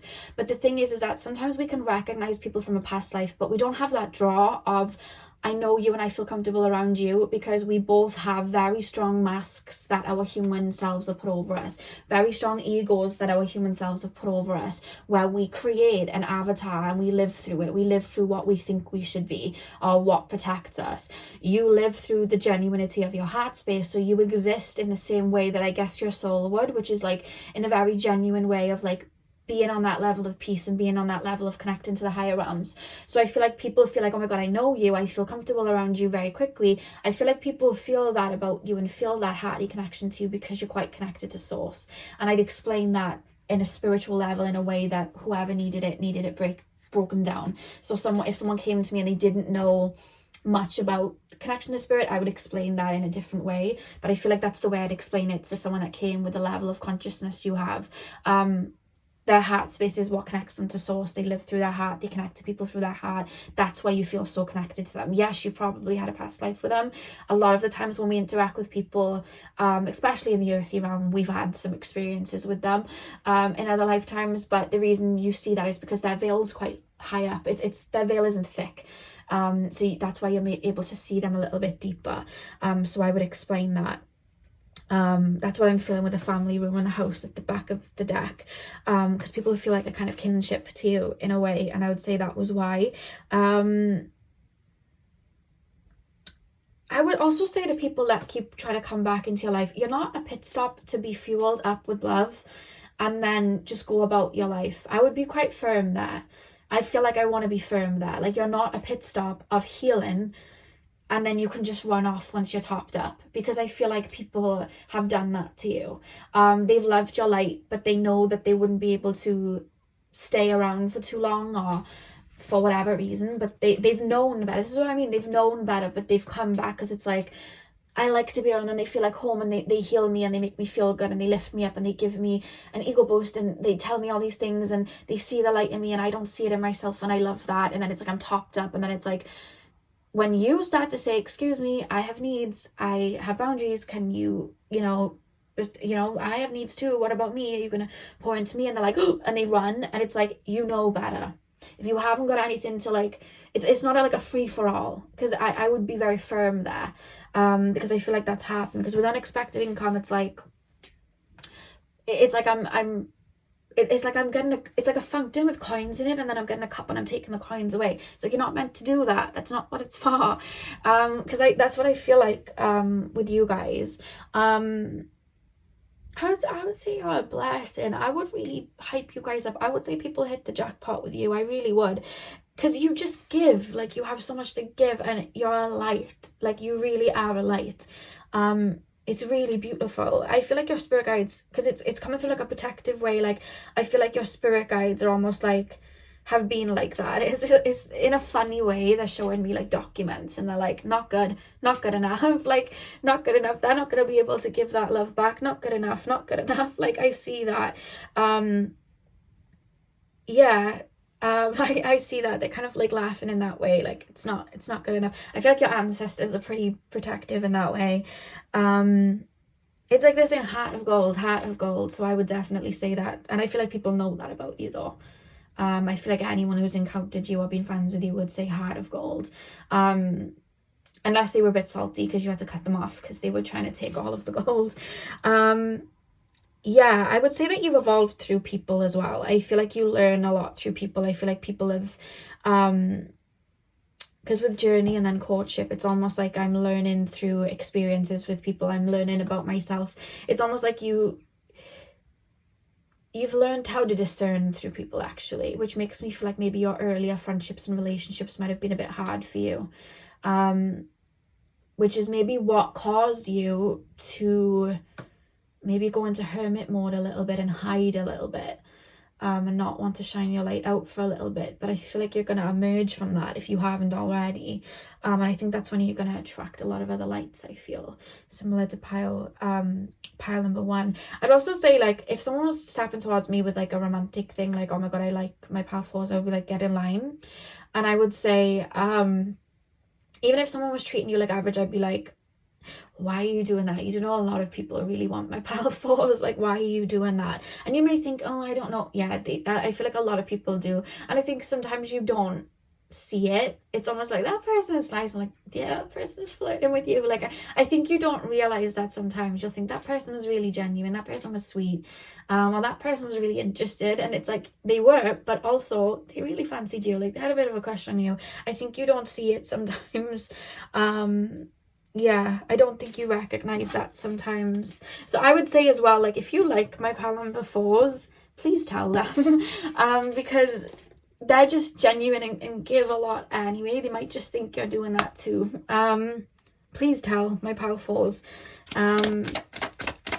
because I think as well, if you liked someone, you'd say it. I feel like you're very genuine with the way that you speak. If you're like, if you see that someone's attractive, like, you're attractive, like, you'd say it, because it's just a genuine thing that comes out. Whereas I feel like, because you look at life the way that we all look at life through our own set of eyes and how we are on the inside, so it's almost like you expect someone to say it to you.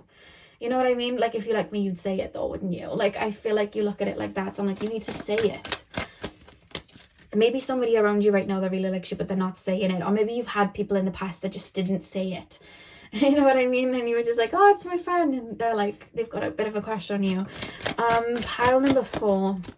How would a tarot reader describe my pile 4's gratitude? It's not shocked me the greens come up for the heart chakra. I am thankful for this life and the opportunities that it presents. Yeah, it's like, thank you, next. You know, it's like anyone that you've had an experience with, it's like, you taught me things, thank you very much. Like, this gratitude that I feel like that you express as your default setting. Pile number 4. I feel animals love you as well. I feel like you're very kind to animals. It says a lot about people how they treat animals, in my opinion. I think you're very kind to animals, very caring. We have loneliness as well. I know that I am never alone. I feel like in your darkest moments, you've really had your heart, and I think that's helped you. Like, you're the type of person kind of similar to past 3, where you'll go through experiences, but it's like you see the silver lining, you grow from it. It's like you find that silver lining and gratitude for it. And with loneliness, it's like, I think that you've been placed through periods of loneliness in your life to look in the mirror and see your own light. Because had you not learned yourself that way, you would have just been shining your light out everyone, having people feeding on it. And even though I feel like you've had experiences like that, I think an inquiry to your own self, which I feel like may be like a level of isolation at different times in your life, or maybe you've always been a bit of a lone wolf and your experiences with others have been a bit of a lesson. I feel like you've learned that loneliness doesn't exist because spirit's all around us, and you know that because you feel from the heart space. You see love and kindness in nature, in animals, in people, so it's a genuinity there, if that makes sense, and you use that with people. You're the type of person to treat the janitor with the same respect you'd treat the CEO. You're the type of person to treat the bunny rabbit with the same respect that you'd see the rich guy on a yacht. You know what I mean? Like, you just are that person. It's genuine. I would say you're so sweet. I will call you a sweetheart. We also have patience. I accept that everything happens in divine order. What I would say with that is, you might look from the outside like you've been on the road less traveled, like things have taken a while to come to fruition for you. But I feel like that was your journey to have substance. You're not someone that's just like short-term gratification. I'm just gonna have a small relationship here that lasts for like 4 months and it's gonna like fall away, and I know I shouldn't really. It's like you're not like that. It's like, no, I'm following my heart, which is, your heart is leading you to longevity and maybe your career or maybe partnerships or friendships. And I feel like the people you get really close to, it almost feels like they'll be in your life for a really long time. So you could have like friends that you've had for like long times, like 10 years, 5 years, you know, time periods like that, 20 years. Or you could find that the friendships that you create when you come out of this, because there's a rebirth that happens within your energy at some point in your life. When you come out of that rebirth, the friendships you have are solidified. It's like soul level situation, which is really beautiful. Yeah, and it's when you learn to see that light in yourself and realize it's sacred and take care of it, and not let people just nab at it. I think that's when you learn that, I think a lot shifts. Yeah. And I just want to say you deserve the world. So pile number 4, that is what I have for you guys. I really hope that you enjoyed the reading. Hit the thumbs up and comment down below if you did. I'm sending you guys all of my love. I hope you guys have a beautiful morning, afternoon, evening, whenever you're watching. And hopefully I'll see you guys in my next video. So thank you guys for watching.